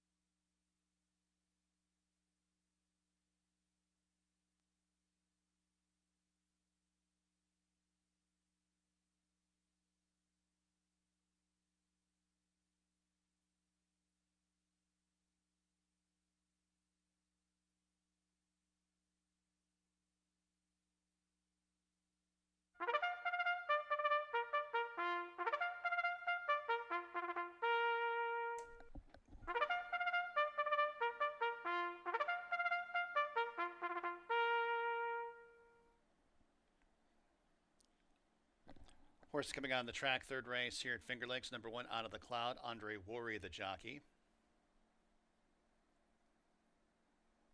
Number 2 is Positively and John Barrios. Number 3 is Miss C. Banker, Oscar Gomez.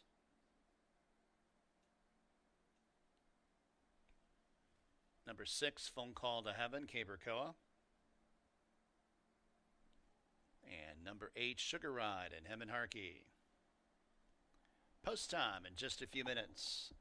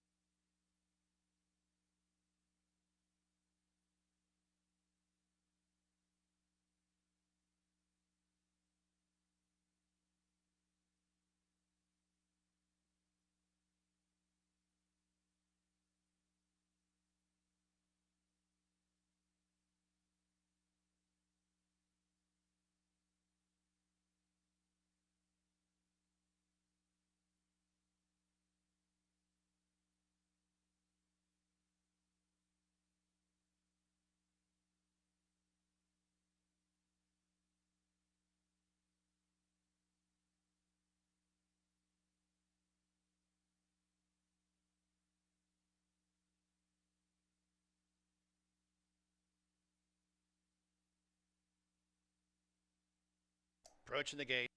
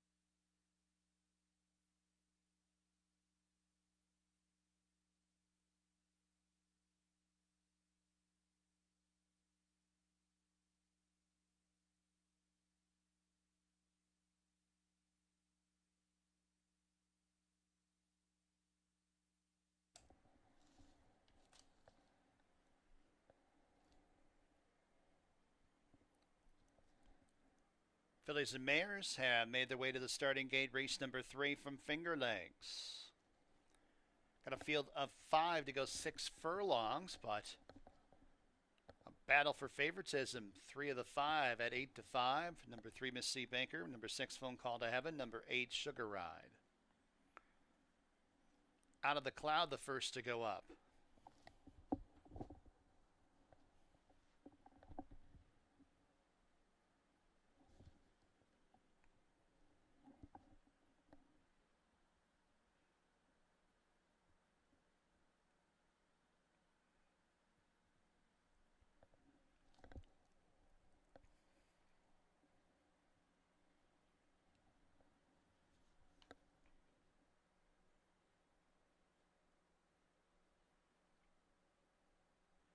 Phone Call to Heaven, Sugar Ride to the outside.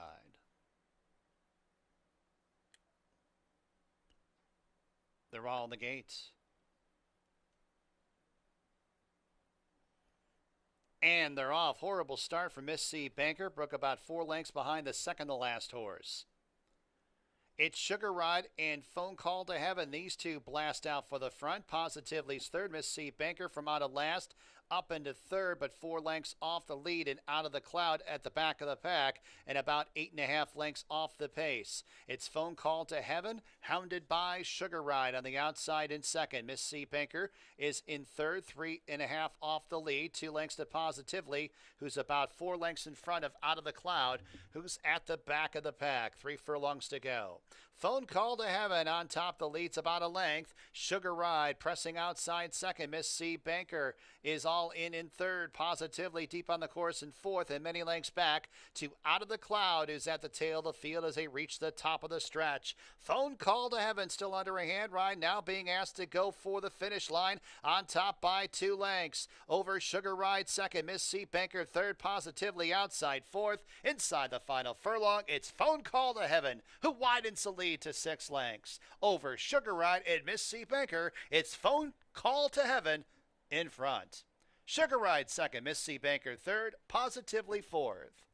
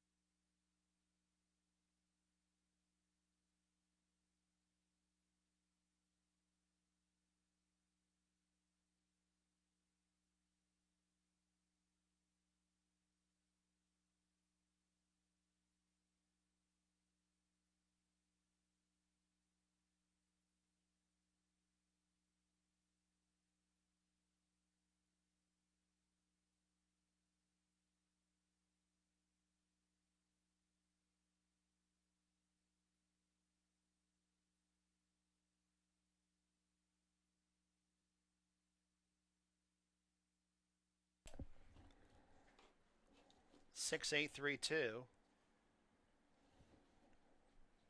Number 6, Phone Call to Heaven first.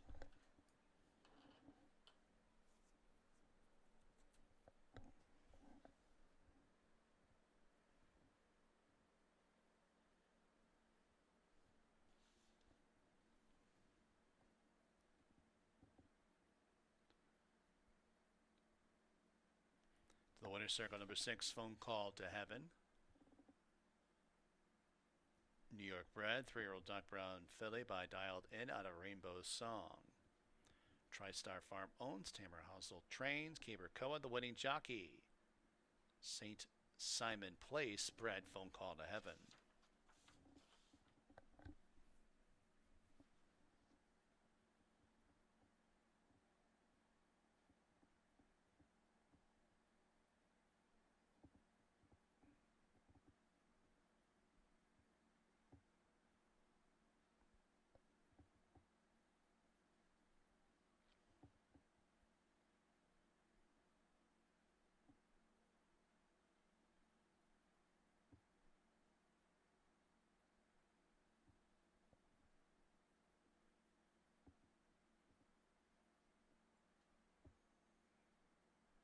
$5.42 the winning mutual.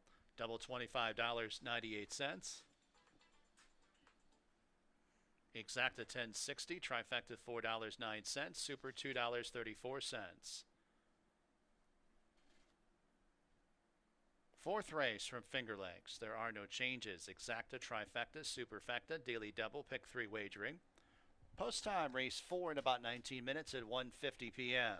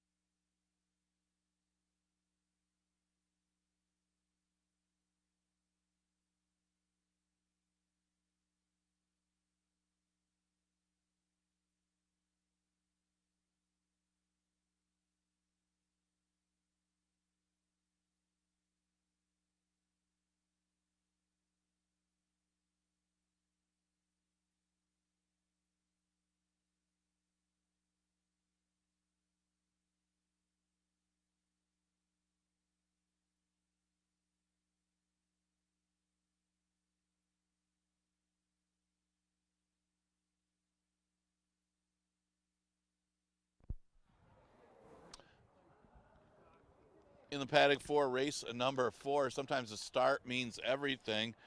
Miss C. Banker breaking in the air, and phone call to heaven, taking advantage of the situation and able to get the lead and get an easy lead in there. Caberco gets the win for Tamara Housel. That one, we'll start off the early pick 4. We go to the 4th, the 5,000 claimer going 6 furlongs, never won to condition. You do have a drop down in here playing with Dolls, who ran second to Our Soul Autism, who is a pretty good one in the condition. That one won a couple in a row. Then ran 5th behind Princess Cairo and Zen Lu, both next out winners.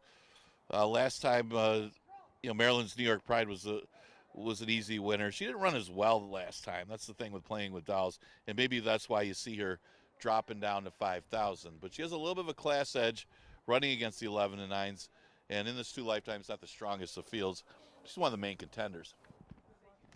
The 3 is Honey in the Bank. She was claimed for 5,000 and put up in class. Found that race too tough. The same race as playing with Dolls. Finished behind that rival, but not badly beaten by that rival. Neither one of them were that competitive. She dropped back to 5,000 last time and ran a pretty decent 3rd. A couple of them coming out of that Hypnotic Flare race. Hypnotic Flare was a drop down that took advantage of the pace scenario where she just sent to the front end from the inside and was gone. So Honey in the Bank, maybe she's the speed today if she could get the jump on Cue the Music, who's breaking outside of her. Those look like the 2 speeds, but she's at odds of 3 to 1. The 4 horses change order. She's got to hope that they come back to her. She's an interesting one. I liked going the 6 furlongs today instead of 5.5 last time. Notice she hasn't had the best racing luck, so she's going to be a price today.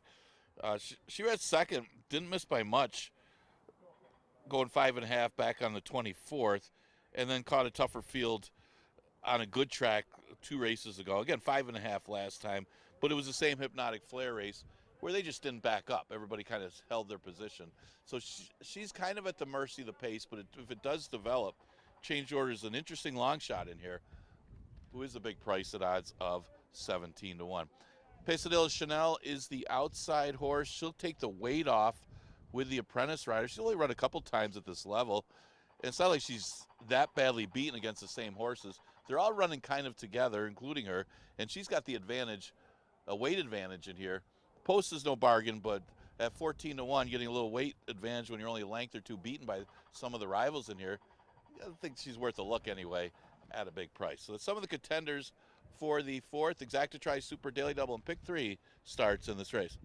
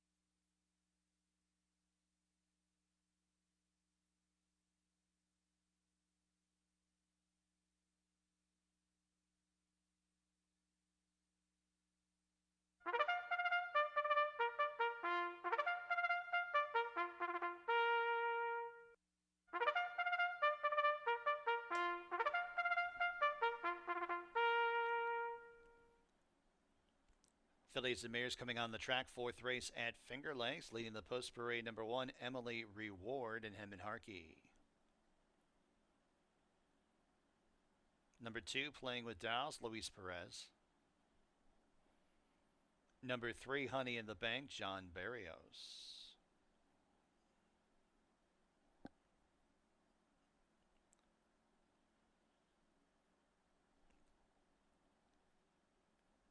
The graphics are wrong for this race, so no formal post parade, post time in just a few minutes.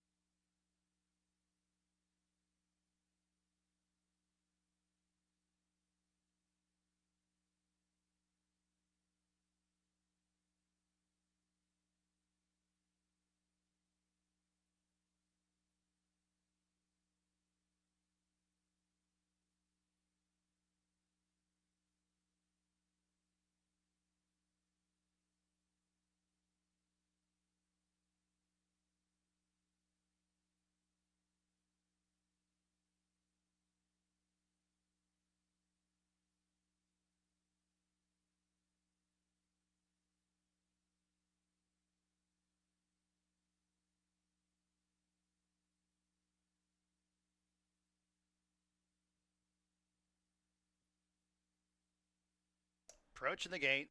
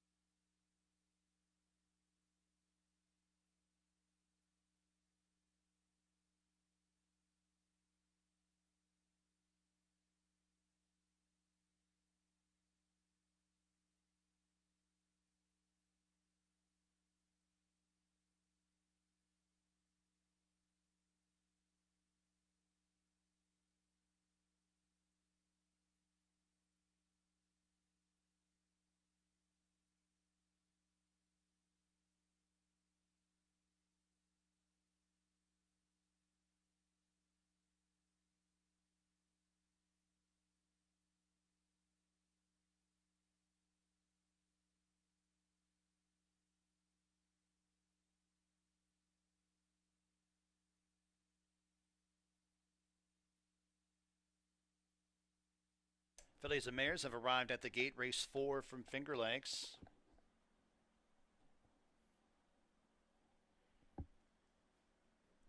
Got a field of 8 fillies and mares to go 6 furlongs.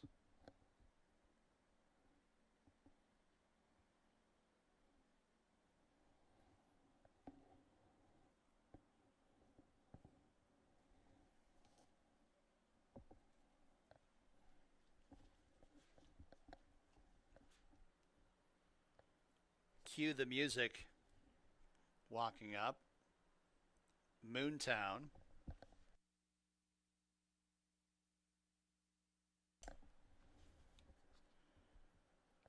Gonna Be Surprised and Pesadilla Chanel.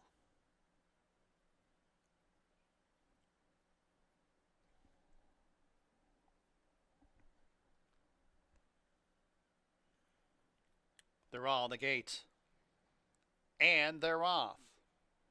It's Moontown, Gonna Be Surprised. Cue the music, all sending out for the lead. Pesadilla Chanel on the extreme outside in 4th, and a couple lengths back to Honey in the Bank, who tracks in 5th. A length to Change Order, who's about 3.5 lengths in front of Playing with Dowels, who's right to the outside of Emily Reward at the back of the pack. Half mile to go. Cue the music on top. The lead's a length. Gonna Be Surprised. Rates outside second with Pesadilla Chanel, who's now up into a joint second, now grabbing second from Gonna Be Surprised. Honey in the Bank advances up the inside, up into 3rd. Playing with Dowels is on the move. Playing with Dowels was dead last a couple furlongs ago, is now up into 4th. 5.5 lengths off the lead, now up into a joint 3rd is Playing with Dowels. Emily Reward is also advancing from the back of the pack, but spun out very wide for the stretch drive. They got 3/16 to go. Cue the music, but it's Playing with Dowels, bearing down on the outside second. Pesadilla Chanel's in 3rd, and then in 4th, Honey in the Bank. They run to the 16th pole. Cue the music, and Playing with Dowels sticks the head in front. Cue the music, battles on. Late charge from Moontown. Your winner, Playing with Dowels. Cue the music second. Then it was Moontown and Emily Reward.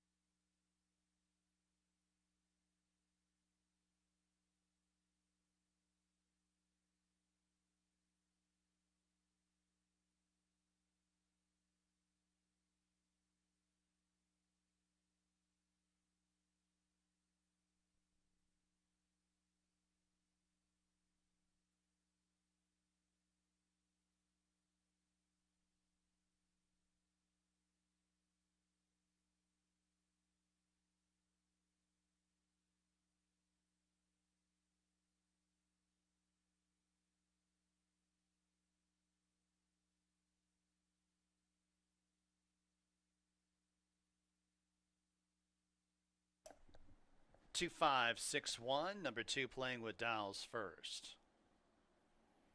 Playing with Dowels back to the winner's circle. New York bred, 4-year-old dark brown filly by World of Trouble out of Any Valid Saturday.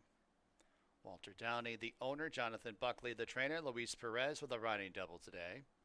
Tea Party stable bred playing with Dowels.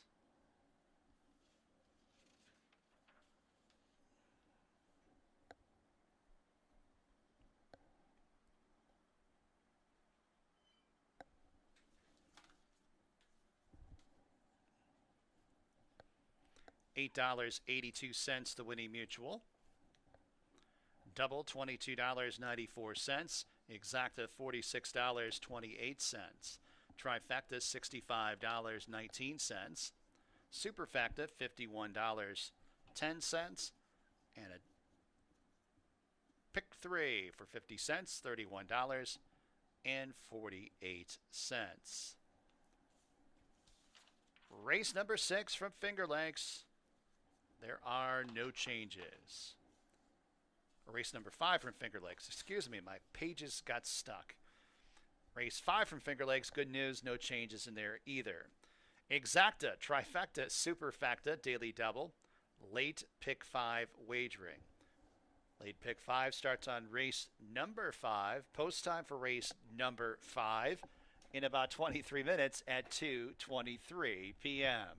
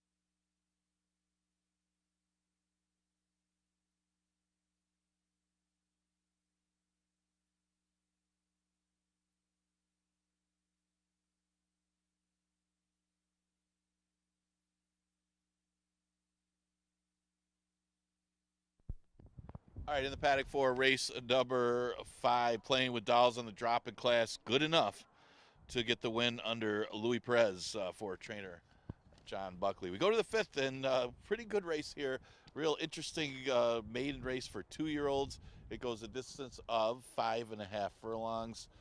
Start off with one of the horses that have run, the 4 King's Dancer. He's making his 3rd start, which you gotta like the breeding, especially if you follow Finger Lakes Racing. This one's a full to Queen's Dancer, who was a real good one. That one ran 3rd in the Lady Finger as a 2-year-old, so she was good right away. But it's also a half to Queen's Cat, who's having a phenomenal season this year. The other thing I was mentioned this earlier, what I liked about King's Dancer, that second start where he added blinkers, it was far back to the 3rd place horse after he had instant success who went gate to wire, and he chased that one home with a nice middle move. But there was over 14 lengths back to the 3rd place horse. So that was a good effort by King's Dancer. If instant success isn't in the race, he would say how great a race the King's Dancer ran, how much the best he really was. So he's going to get played in here. He's at odds of 8-5, but there's still some question marks about some of these first-time starters. You got the 2 Muscle Shoals. This one out of a dam by McLean's Music. They paid $240,000 for that dam as a 2-year-old. Does have some nice works leading up to this race. There's one unpublished, 36-1 for 3 furlongs, but working right along too. So this one could be a runner first out. It is a good sign that he's taking some early money. He's currently at odds of 4-1. You also have the 1 Ride Share. This one mentioned to me earlier that the sire has been really good with 2-year-olds, 47% with 2-year-olds, 22% with firsters, and not the fastest of works for this one, but you always got to respect Buckley and Windy Lee Farms. The other thing is not a lot of works leading up to this race, but is getting a little play on the breeding. Got a couple in here for Barrow. I was looking at, Concrete Kid's the firster, the first full of that dam. There wasn't much on the dam side that I saw, but the other one, Broken Record, out of a dam that's a 5-time stakes winner and multiple times stakes place, talking about successful song, but all of those wins that that horse had, the dam, was going long. So that might be a question mark as far as cutting back a little bit in distance from 6 furlongs to 5.5. But when it comes to our 2-year-olds, good breeding is good breeding. So I would think that Broken Record could improve off of that race. And, she broke from the rail that day. She didn't break all that sharp because she was in the inside position. So you'd think that he would run better today in his second start. So he's at 15-1, but I would think that he's going to improve off of that race. The 9 Chioke will add blinkers, see if the equipment change helps. I mean, his first start, I didn't show much, but he broke badly in his debut. They put him in the Aspirant Stakes, probably just taking a shot. He was 99-1. So then the last 2 starts aren't bad. I mean, he ran 3rd behind God's Angel, who just shot out there for Linda Dixon, was gone. That was a real nice-looking horse. And even ran better last time, wide chasing in the slop. He gets a sealed track, but a fast track today. And maybe the equipment could be enough to get this horse closer. He is going to get a little play. He's right now at odds of 7-1. Hey, that's a few of the contenders for this pretty interesting 2-year-old maiden event. Remember, we start the late pick 5 with this race. Exacta Tri Super and Daily Double also available here.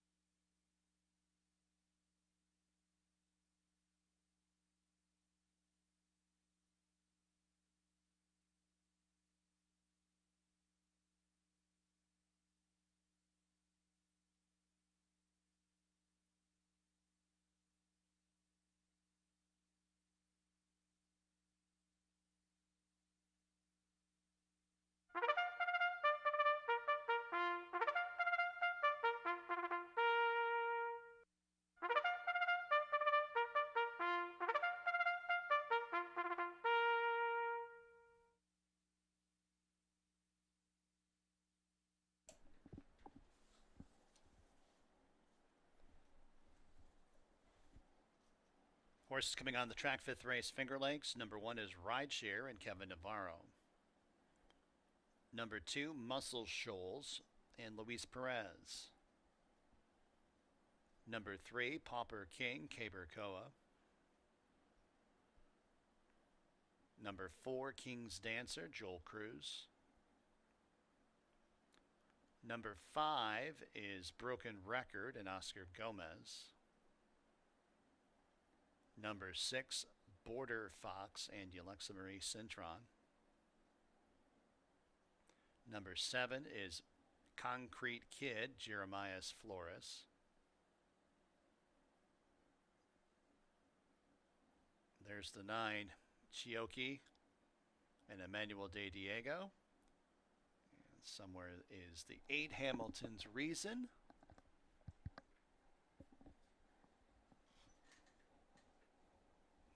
And Raylu Gutierrez. Post time in just a few.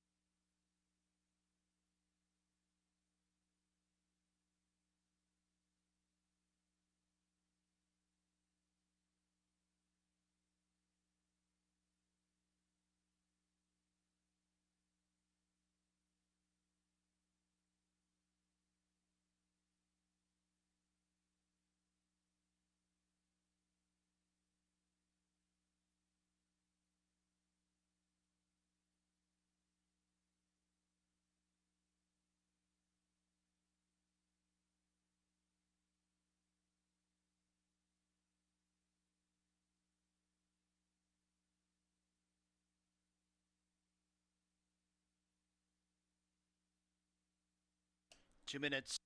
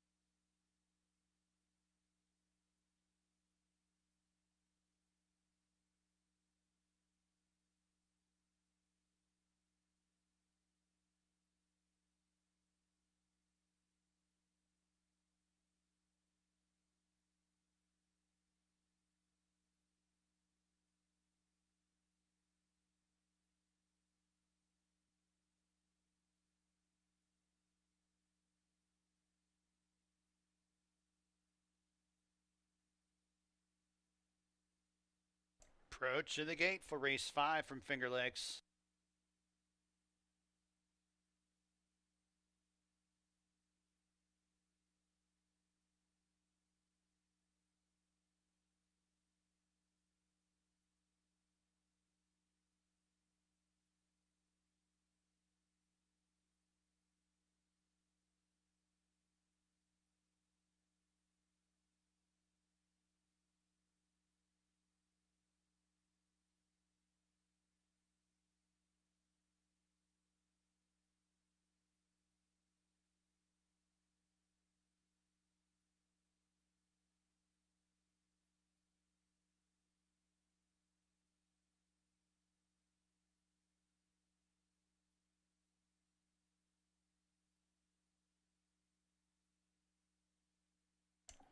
Horses have reached the starting gate, race 5 from Finger Lakes.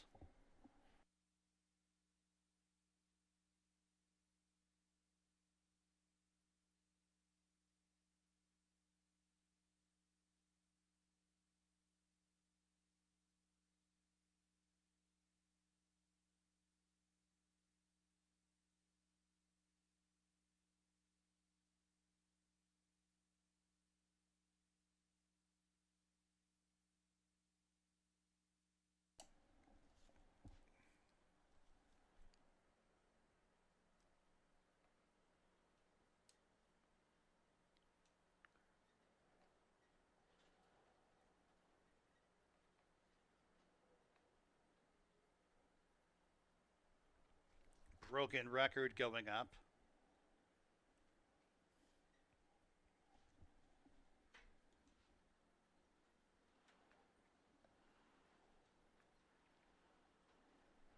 It's the wind really starting to pick up here at Finger Lakes. Been helping the horses up the backstretch. Rider hops off, Concrete Kid.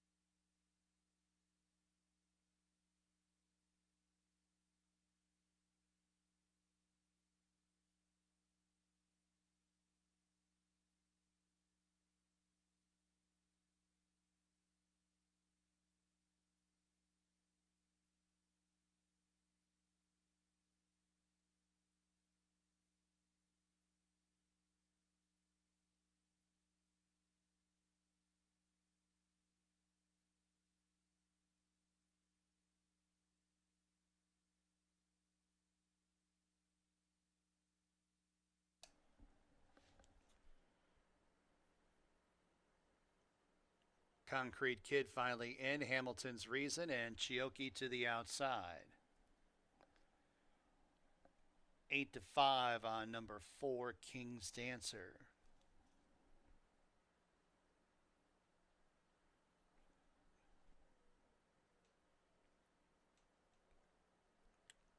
They're all on the gates, and they're off. Bad start, Rideshare, who's last. Concrete Kid barrels out for the front end. Hamilton's Reasons on the outside.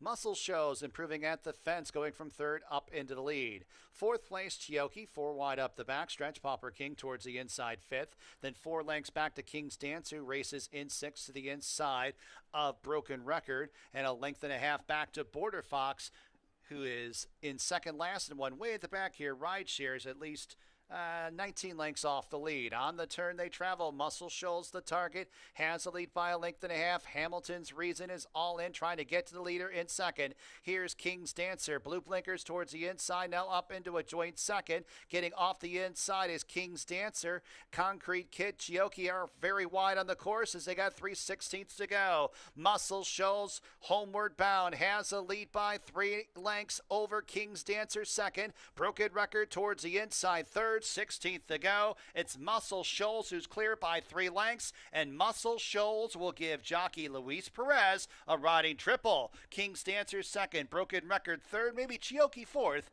over Hamilton's Reason.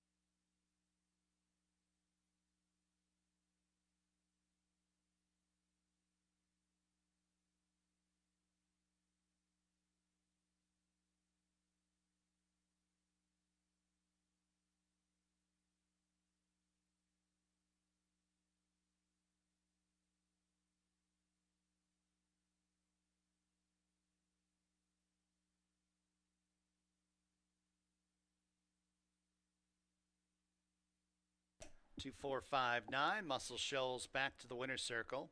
First time starter, New York bred. 2-year-old. Bay Gelding by Reedsdale out of Chevy to the Levee. Owned by Stonegate Racing Stables. M. Anthony Ferrero, the trainer. Luis Perez with a riding triple today. Stonegate Stables. Bred Muscle Shoals. $7.40 the winning mutual. Daily double. $53.26. Exacta $17.72. Trifecta $49.01. Super $29.04. Pick 5, 5 of 5. $457.35. Race 6 from Finger Lakes. No changes. Exacta, Trifecta, Superfecta, Daily Double, Late Pick 4 wagering. Post time for race number 6. In about 19 minutes at 2:54 p.m.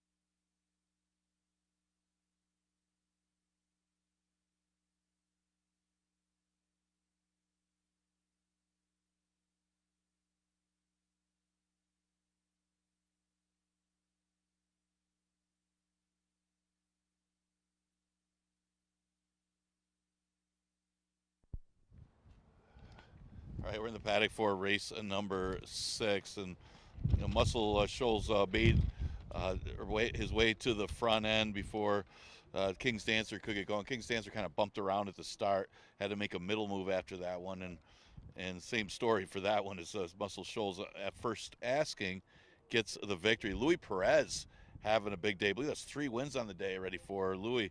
He gets the win for M. Anthony Ferraro, who's already had a couple wins on the day as well for our leading trainer. 6th race, a maiden event going 1.70 miles. Got to look at some of the contenders in here. You got a new face in the 4, Trinity River. Turf to Dirt is this one running a couple turf races this year, and yeah, not really that competitive in those turf races. Actually, his best race was as a 2-year-old. He ran 4th going a mile against tougher 2-year-old maidens. So class-wise, those are better maiden races than what he's going to face here. And Trinity River is at odds of even money. The other thing is he's got good early speed. Plus, Louis Perez, who's having a big day, is aboard. Look at some of the other contenders in here. The Regazzo d'Oro. I mean, this one hasn't had the best racing luck. He was running in New York on the turf. Came here and ran off the board, but broke horribly in that race and had to make up the ground late and was unable to do it. Kind of ran evenly last time, and he just didn't get the right kind of trip. That was on a sloppy racetrack. We are getting a little rain here, so that might be a factor if this storm does come through right now. The track is currently sealed. Probably Flattery will stretch out today after a bunch of sprints. His other route race that he recently ran didn't fare too well, but he might be the speed in here. There isn't a ton of speed stretching out. If he can make the front, I mean, Wisecracker probably won't let him get away, but he could be out there with the early pace, and he's always pretty close in these sprint races that it wouldn't be a stretch to see him in the route be in the number somewhere. The one horse is Halloway. Halloway steps back up in class after running pretty decently against maiden claimers, but he was competitive against special weights before dropping last time. So another one is kind of an underneath type horse from the inside. Those are some of the competitors for race number 6. Again, we start the late pick 4. Exacta Super Daily Double offered here.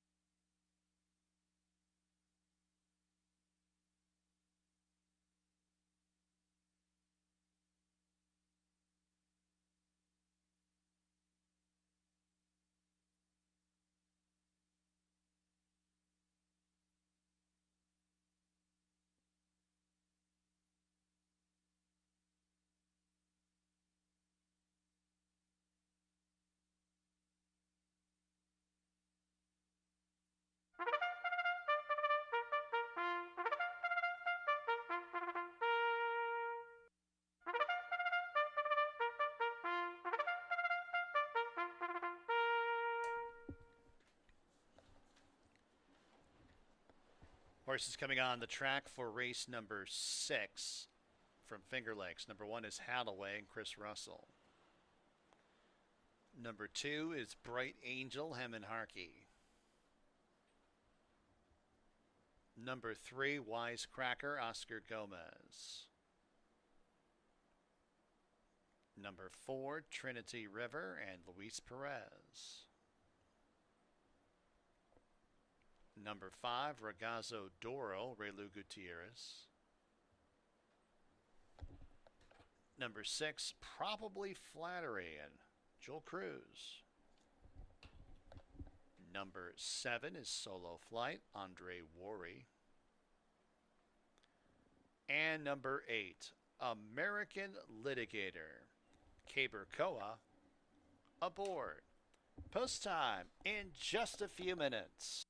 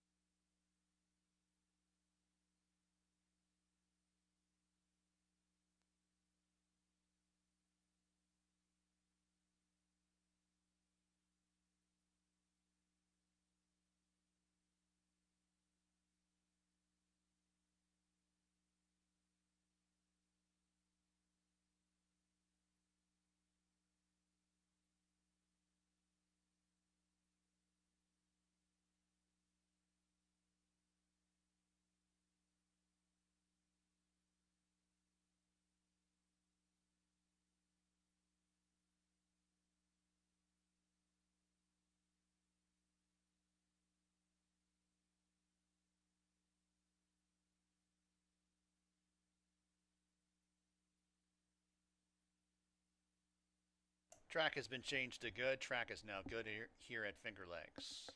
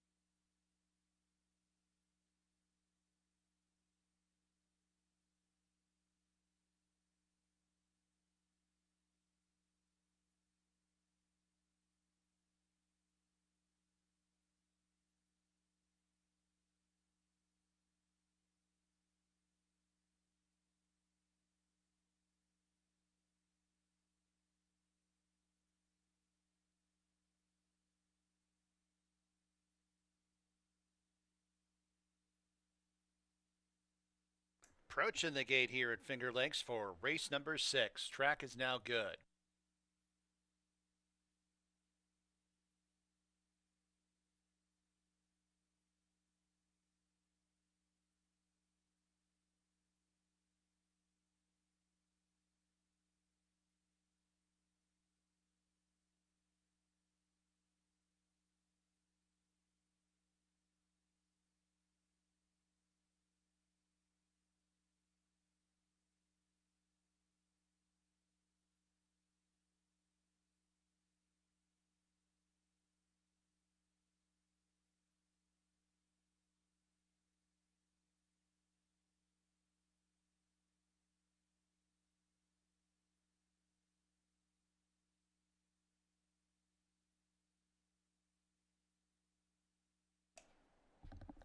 And the horses have arrived at the starting gate for race number 6 from Finger Lakes.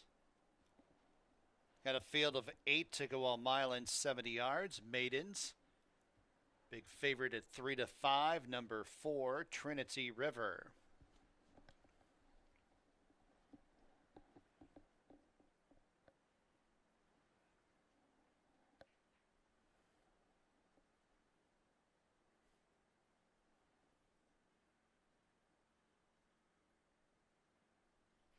Ragazzo Doro in the house green silks into line. Probably Flattery, Solo Flight, and American Litigator.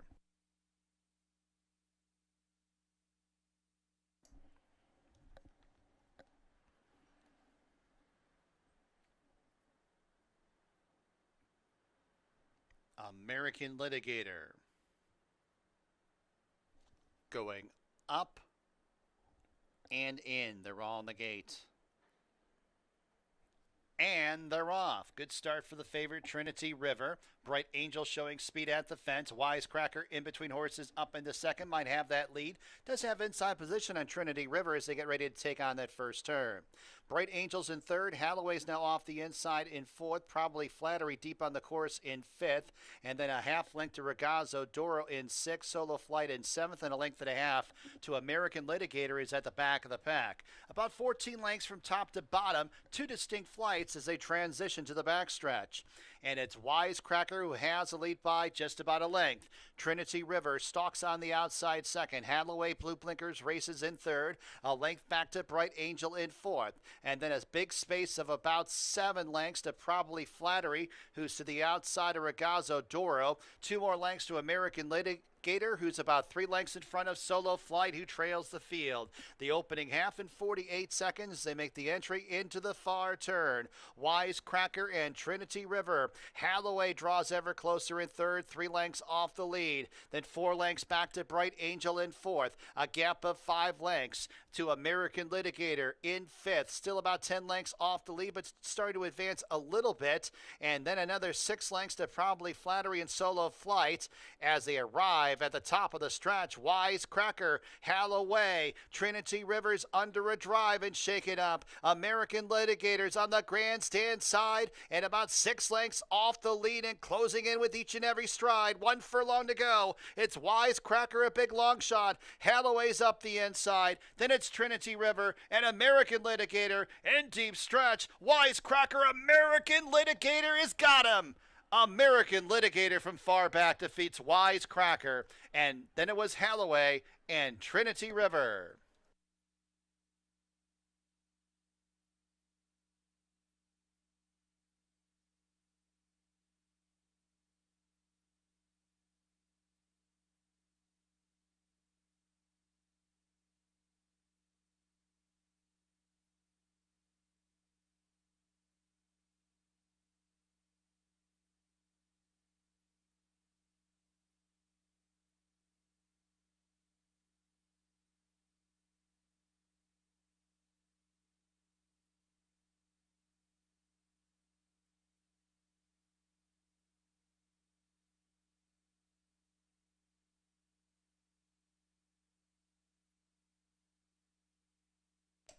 Eight, 3, 1, 4.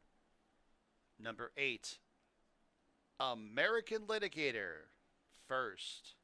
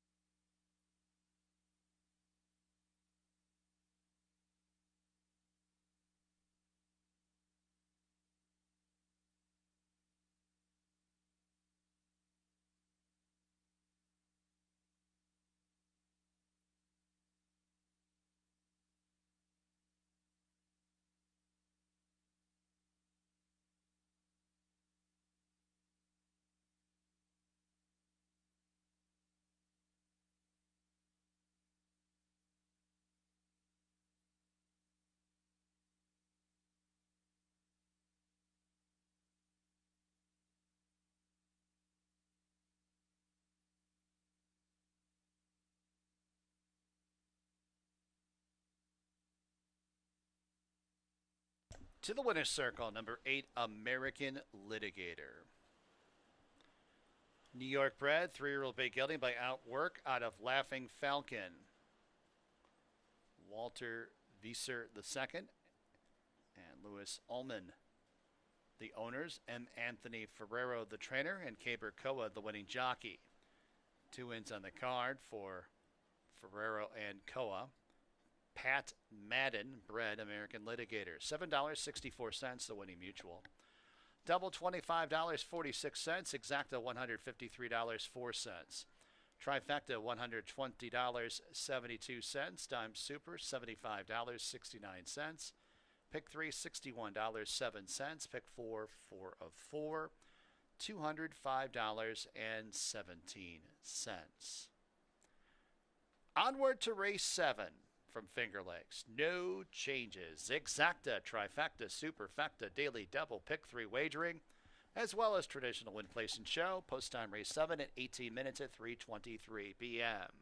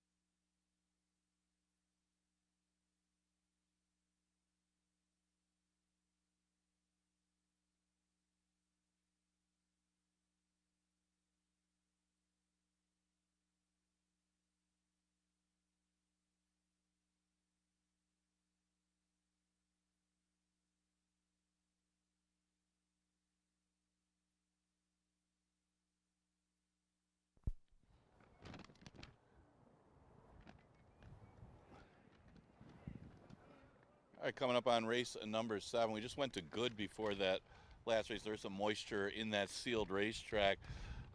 Kind of changes the complexion of things there as Wisecracker ran a big race on the front end, went 24 and 48. American Litigator was able to catch that horse late. Wisecracker getting a little leg weary at the end, maybe stopping right at the late stages, but Cabercoa got American Litigator by to get the victory for leading trainer M. Anthony Ferraro.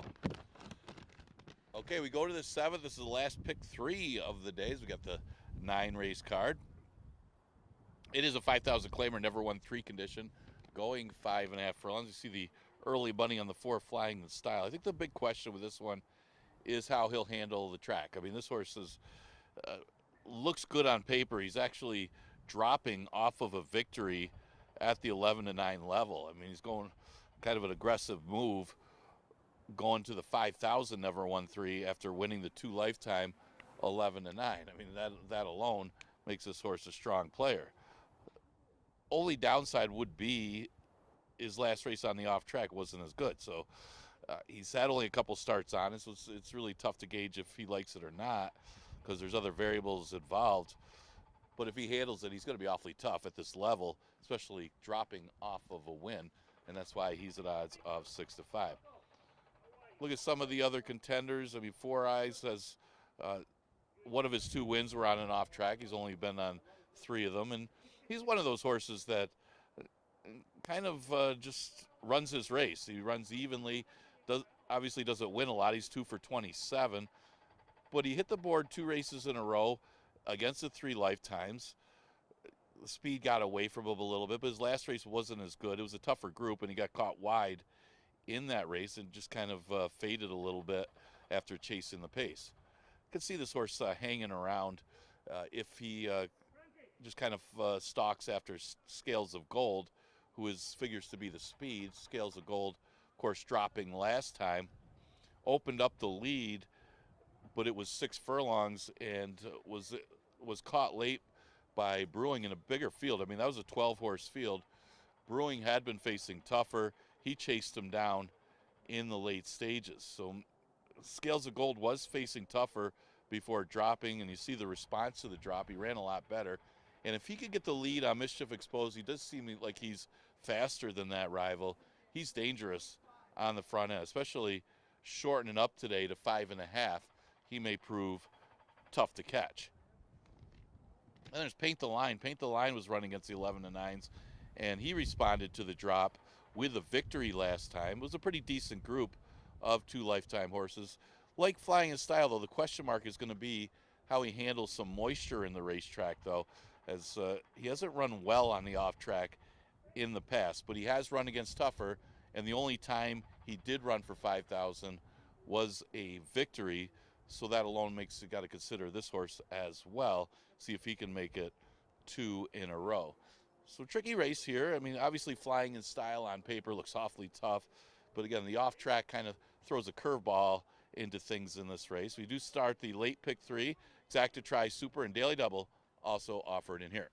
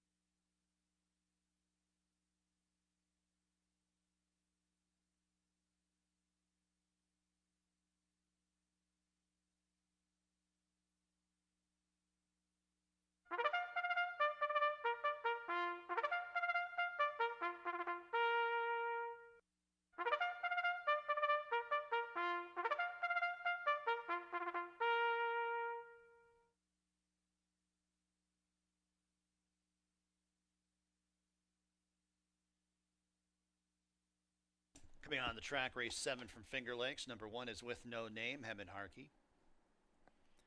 Number 2 is Paint the Line, Emmanuel de Diego. Number 3, It's Not Over Yet, Raylu Gutierrez. Number 4, Flying in Style, Andre Worry. Number 5, Mischief Exposed, and Michael Davila Jr. Number 6 is Scales of Gold, and Oscar Gomez.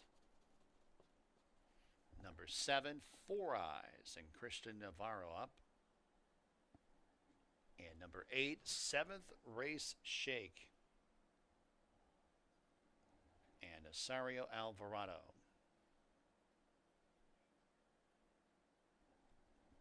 Post time in just a few minutes.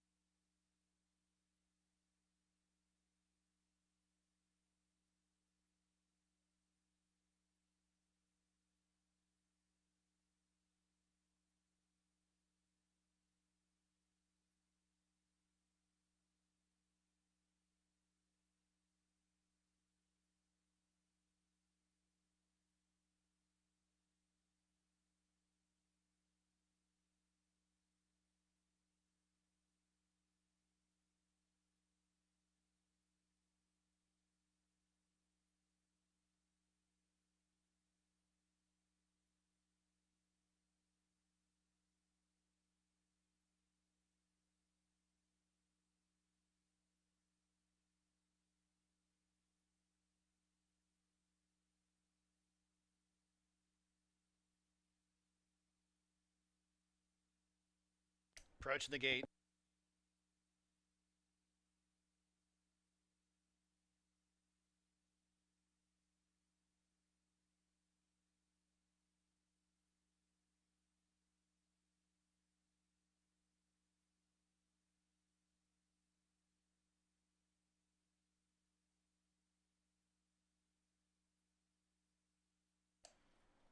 And the horses have arrived at the gate for race number 7 from Finger Lakes.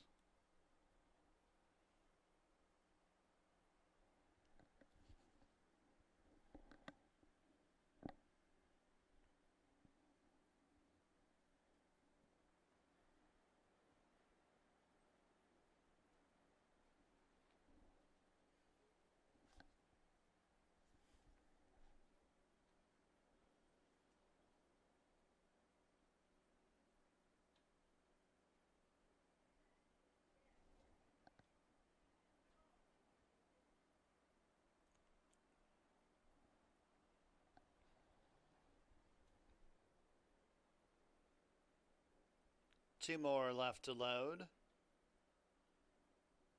Scales of Gold and Four Eyes.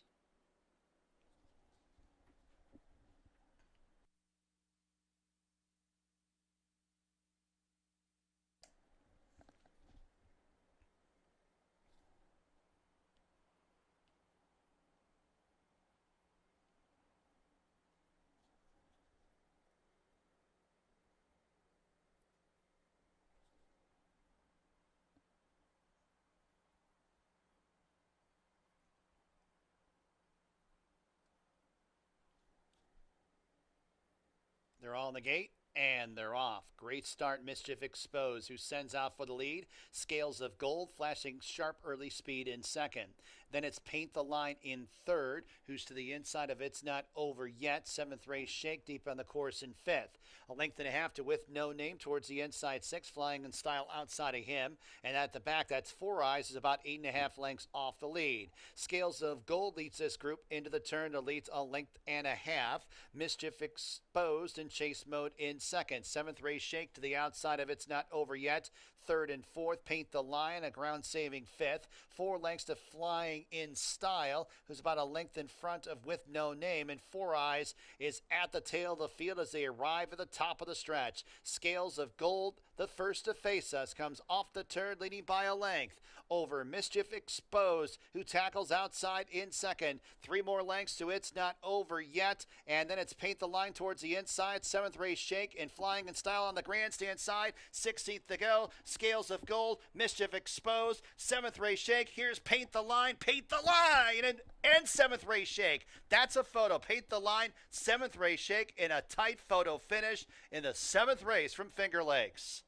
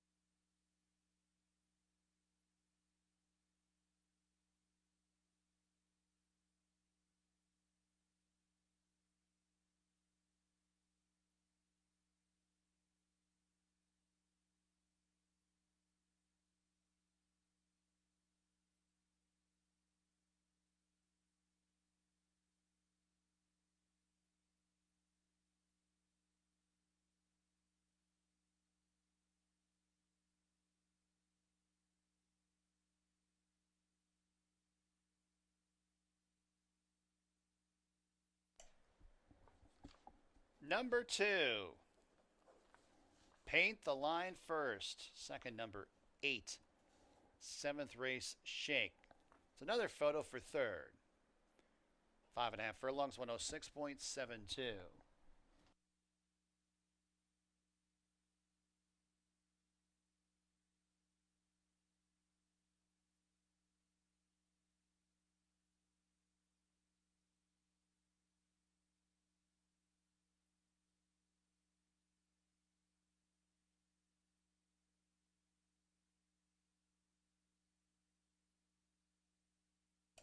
It's a dead heat for third.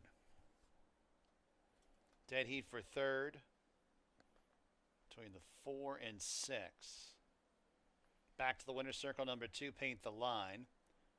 New York bred, 4-year-old Duck Brown Gelding by Firing Line out of Finger Painter. Tim Murphy, owner trainer. Emmanuel De Diego, the winning jockey. Tim Murphy and Richard Swim bred Paint the Line. It's a dead heat for third between the 4 and 6. Dead heat for third between the 4 and 6.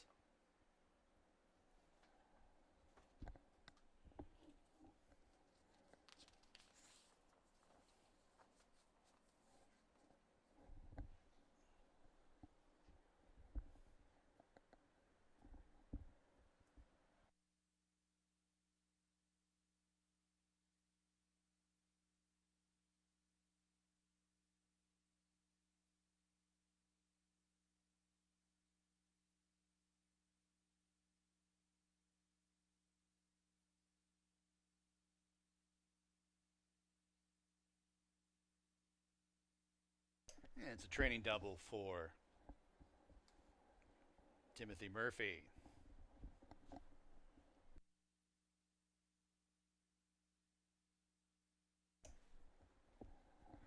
And the dead heat, once again, is for third between the 4 and 6. Dead heat for third between the 4 and 6.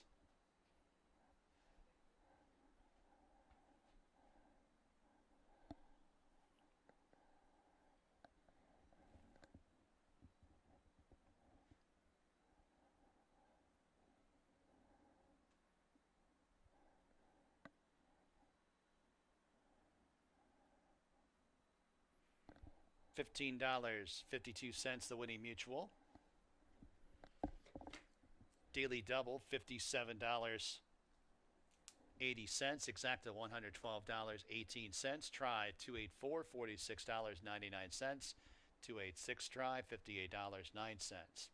Dime Super 2846 $27.57. 2864 Dime Super $30.08. Race number 8 from Finger Lakes. Scratch number 3 Eastern Star. Scratch number 7 Nurse Bunny. Exacta, trifecta, superfecta, daily double wagering. Post time for race 8 in 16 minutes at 3:52 p.m.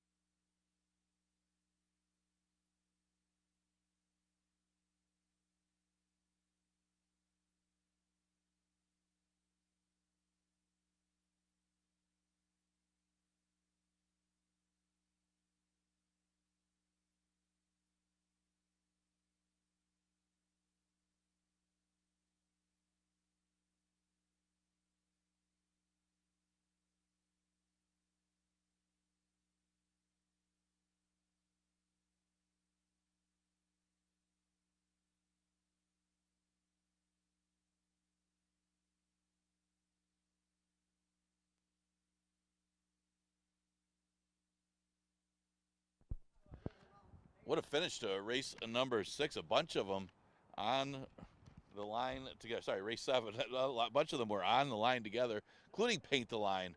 Paint the Line won the photo with 7th race shake as the two of them hit the wire together. Paint the Line for the Murph gets the victory for Emmanuel Diego. We go to the 8th race. We'll start the late double here. It's getting darker here with the cloud cover. Scratch the 3 Eastern Star and the 7 Nurse Bunny. They didn't fit the race anyway. You look at some of the contenders here. Man, there's 3 good ones in here. And you can make a case for all 3 of them. You got Adelisa Smile. She's done nothing wrong. She's undefeated here at Finger Lakes. She looks like the one to beat. Equinox, who went 139 last time for the mile and did it effortlessly. That one has just gotten a lot better. And then you got Yankee Doodle, who was aggressively ridden and got the victory against an easier field last time, but it's done very little wrong since she's come here as well. So got 3 really good rivals, and we'll see how this plays out. I mean, you got Shelly at Spring Magic. Spring Magic coming off the claim here, new face as well. She's got some potential as well. But I'm going to start with Adelisa Smile because, man, she's been dominant in her 2 starts here at Finger Lakes. She defeated Yankee Doodle pretty soundly last time. I just don't get why Yankee Doodle's favored over her in the doubles, and because she's run so well. I mean, she's done nothing, absolutely nothing wrong, and the off track shouldn't bother her either. So we'll see how it plays out. The presence of Equinox being outside of her could hurt, and Spring Magic has a little speed, but she's the speed from the rail, and she might be real tough to catch in here. She looks the strongest of the 3. I mentioned Equinox. I mean, how impressive was she last time? That was the best race that she's run this year. And again, you don't see under 140 much here at Finger Lakes, and she was blazing. She did it effortlessly. I say that because she was really dominated that field and kind of just ridden out. She wasn't really being asked at the end. So she's another one. How good is she? I guess we'll find out. She's going to be tested today against these rivals. Mentioned Yankee Doodle. I mean, she lost Adelisa Smile over a good racetrack. She followed up by beating an easier field last time. It was never really in doubt, as Raylu was aggressive with her, kept her up close to the pace and took over, and just made it look easy. But she was supposed to win like that against that field. Now she'll go back against Adelisa Smile and then add in Equinox to see if she can get revenge in here on those rivals. The public seems to think so. So she's getting a lot of play in the doubles and an early play here as well. She's currently at odds of 2-1. Yeah, Spring Magic's an interesting one, as she's going to get some play. Her last race wasn't good, but she was claimed out of that race, and she's an American Pharaoh. So you know she's got the breeding and she's got the past class that would make her very tough in here. So if you could forgive that last effort for Spring Magic, she's another one to consider in this race. Really good feature race here when you think of those rivals. I mean, even Barf or even Shelley comes out of the Jack Better Be Right Stakes, so it's not like she's any slouch either. So that's how good this race is. We're only left with 5 betting interests, but a good group of 5 horses. Exacta Tri Super and Daily Double offered in here. Again, scratch the 3 Eastern Star and the 7 Nurse Bunny.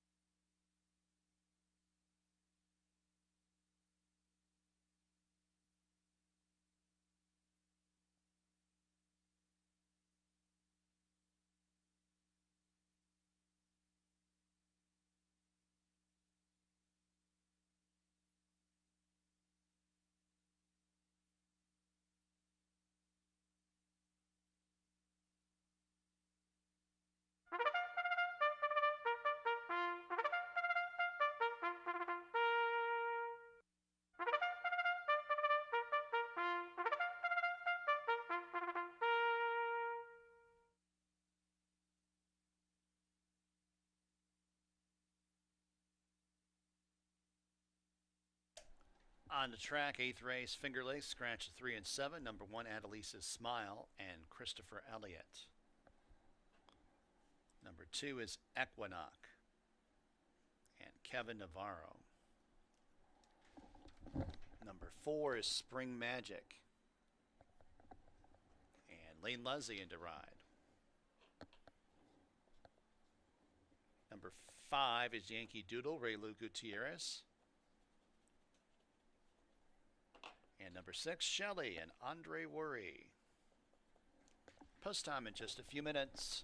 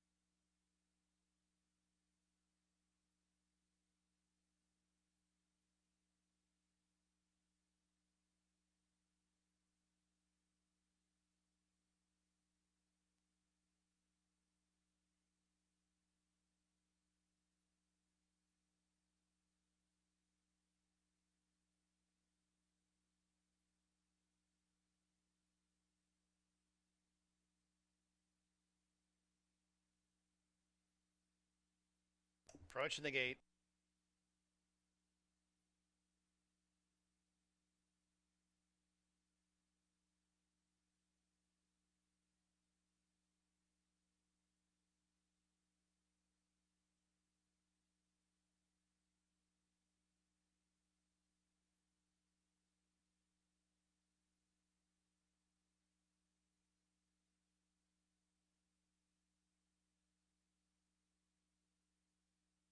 And the horses have arrived at the gate for the 8th race from Finger Lakes.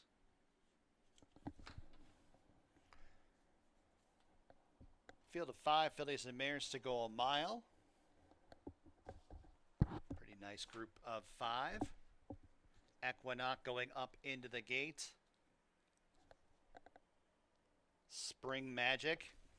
And Lane Leslie. Then Yankee Doodle in the house green silks, and Shelley to the outside.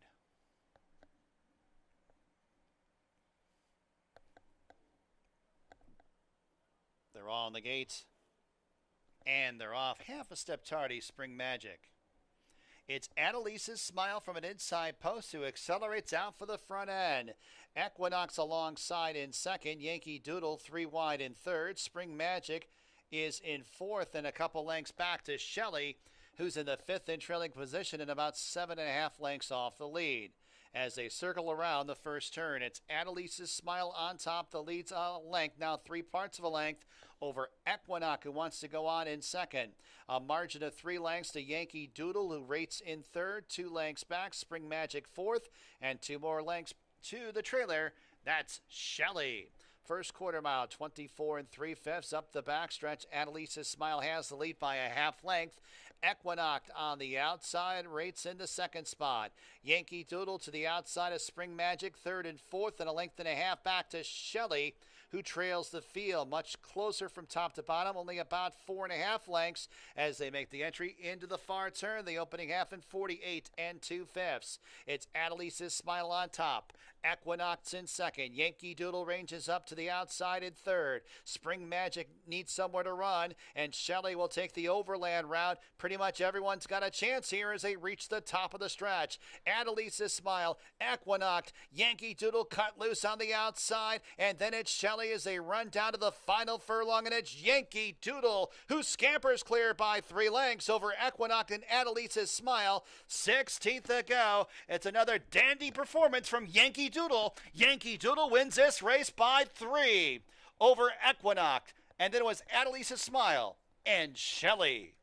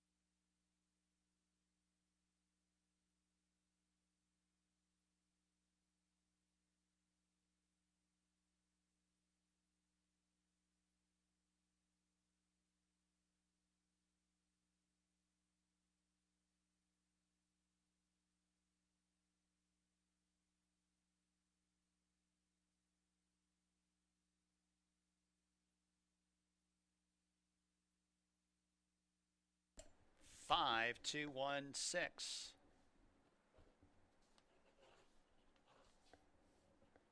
Number 5, Yankee Doodle first.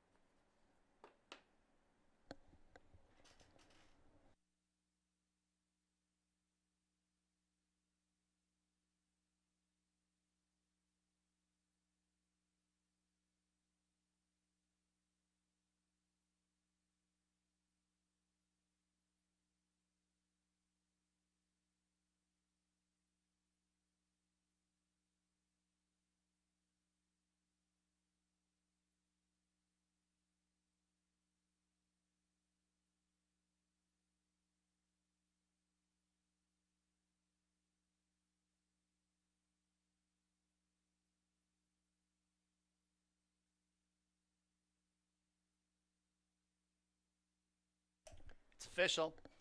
Yankee Doodle pays $4.90 to win.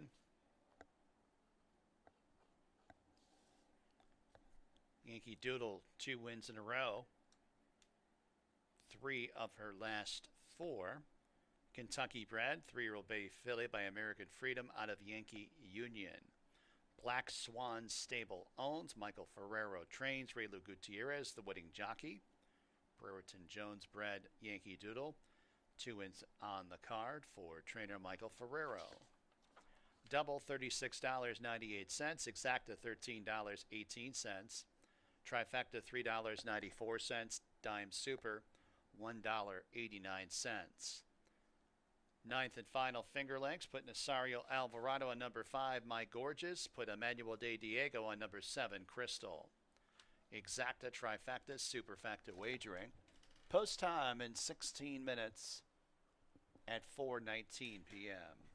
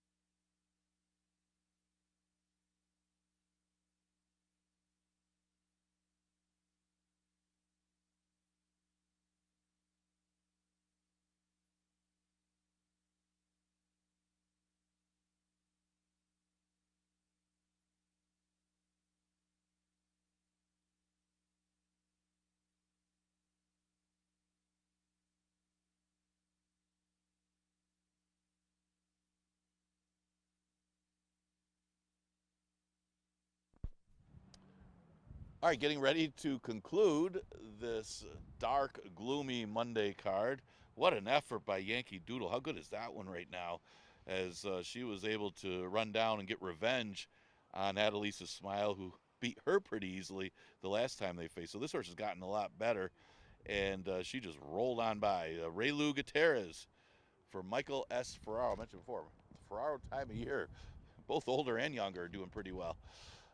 As we go to the last 5,000 maiden claimer, going 5.5. Nice wide open puzzle to finish out this Monday card. Look at some of the contenders. You got Esther Salad.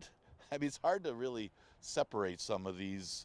She does not have very good form, but she's faced so much tougher in New York. I think they got desperate. They tried the turf the last couple races. Now they got even more desperate because they're dropping her to 5,000 to see where she belongs. She's very well bred by the factor out of a dam by Medaglia Diora. I think she's got enough to, this is a big drop. So sometimes they really wake up big time when they drop to 5, and it's hard to really like anybody else in here. The other horse getting some play could be the speed on the outside, the 8, Sweet Carol James. She changes hands as she comes back to Finger Lakes.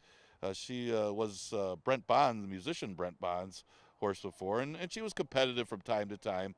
Was over her head against special weights, and then ran somewhat competitively at this level when she was here before. Obviously, she liked the synthetic surface much better at Presque Isle, so it's tough to gauge if she's still good enough on the dirt to beat these. But she might have a tactical edge from the outside, being the speed, and she is coming off a good effort last time. But may have had a little bit to do with the surface. See how she does in here, but certainly off the number, you can use her in here, and probably getting bet off the number on the synthetic. And she could be good enough coming back to the dirt, especially with some speed, in a race that doesn't have a lot of speed in here. The one is E Complicado, who's also been competitive when she ran for 5,000. She was running in special weight. She dropped to 5, and she even won one of those races, but got DQ. She was a big price that day. Tried the 11. She went up in class after that, so now she drops back down to 5, and at this level, another one to consider from the rail post. Not like her numbers are that great in here either. Nobody really stands out numbers-wise. Crystal is another one that can make the number. A little inconsistent. She's been a maiden a very long time, and she's had some good races from time to time that are better numbers than these. Her last couple races aren't as good, but maybe with the off track she could be a little closer and get in the number here. Her best puts her right there in the mix anyway. Tough to have any faith in her on top, though, because she's had so many chances during her career. Great puzzle to finish off the Monday card. Remember, we're doing it again tomorrow. 12:20 first post from now on, still running Monday through Wednesday. So tomorrow we'll have that card beginning with a 12:20 first post. See that?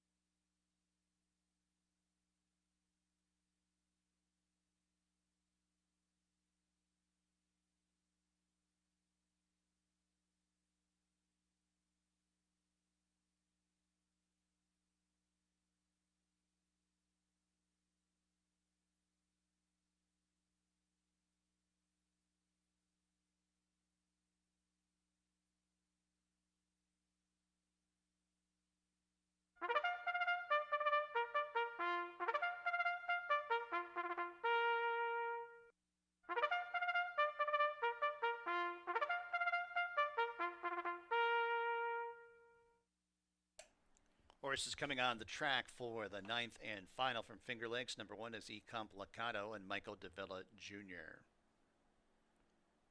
Number 2, Aram Carliani and Jose Ventura. Number 3, Cruise In to Win, Rafael Regina Jr. Number 4, Lady of Murcia and John Barrios. Number 5 is My Gorgeous, jockey change Nasario Alvarado. Number 6, Esther's Salad and Christopher Elliott.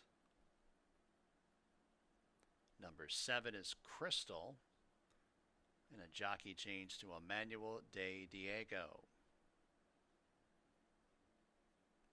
Number 8, Sweet Carol James and Hemmett Harkey. And last but not least, number 9, Anna V.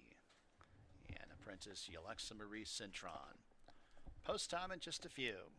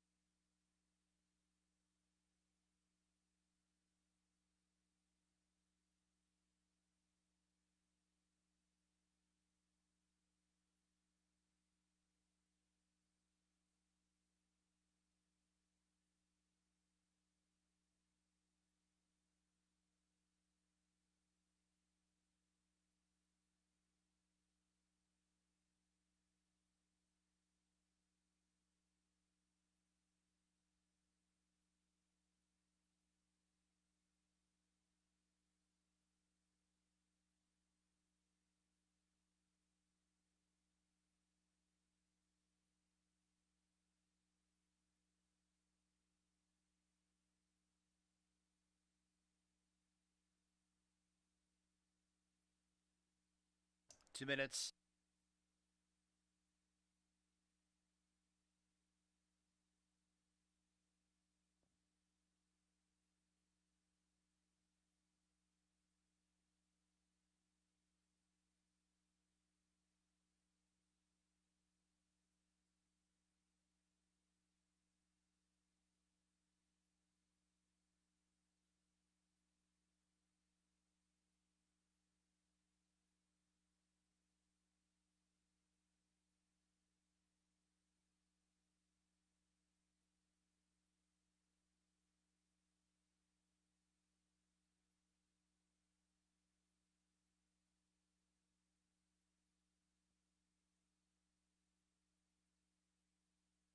Approach the gate.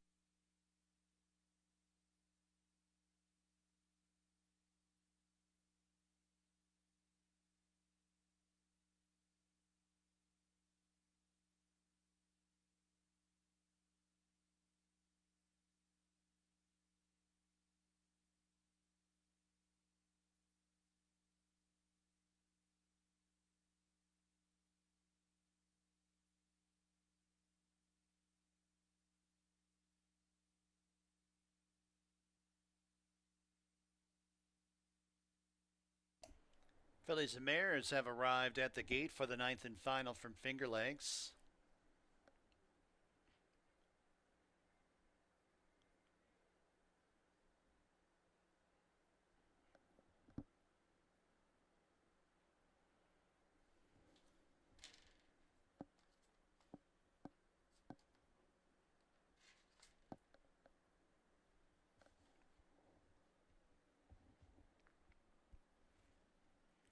Got a field of 9 fillies and mares. Maiden Claimers going 5.5. My Gorgeous going in. Lady of Mercia.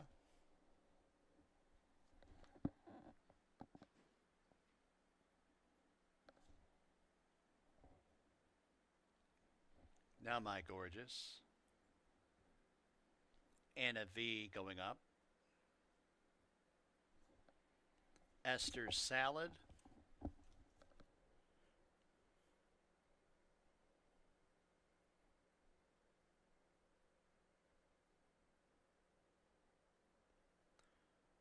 Crystal and Sweet Carol James.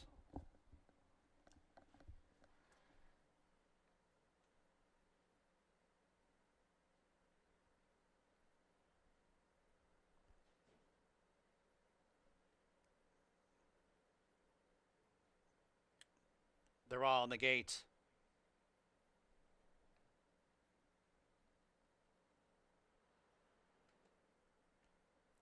And they're off.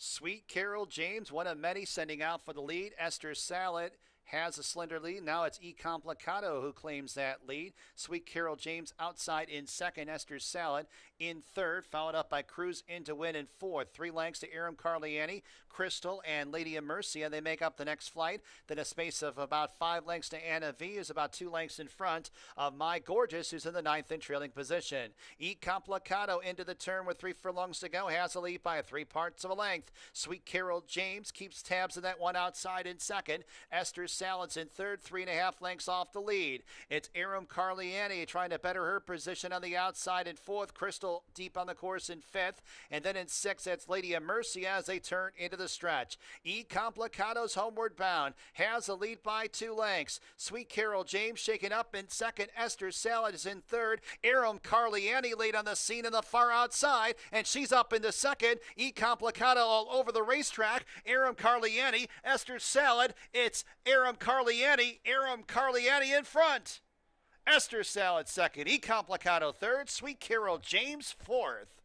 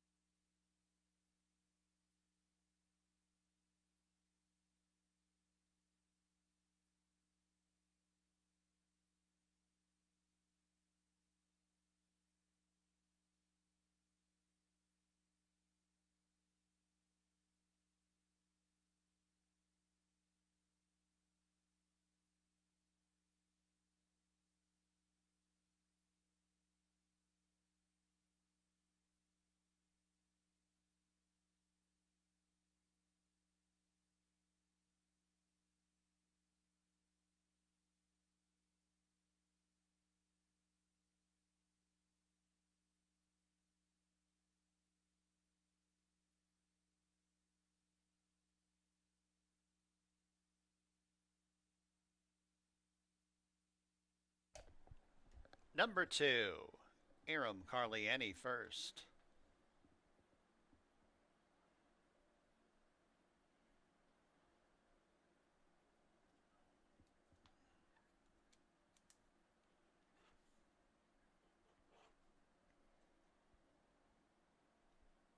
Back to the winner's circle, number 2, Aram Carliani. New York bred. 3-year-old bay filly by Jovia out of Wasia. Maria Geraldo is the owner.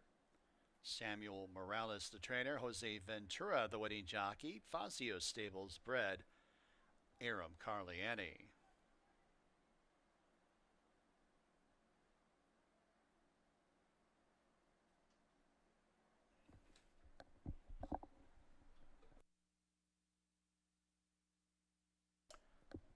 Superfecta, $134.93. $80.64 the winning mutual. Double $158.32. Exacta $241.54. Super $134.93. Try $173.43. Pick 3 $497.42. Pick 4 $1,987.98. Pick 5 $12,212.47. Ninth race, last live race here at Finger Lakes for a Monday. Next live racing date tomorrow, Tuesday. First post, 12:20 p.m. Eastern Time. From high atop the roof here at Finger Lakes, this is your track announcer, Bill Downs, signing off. Have a tremendous evening.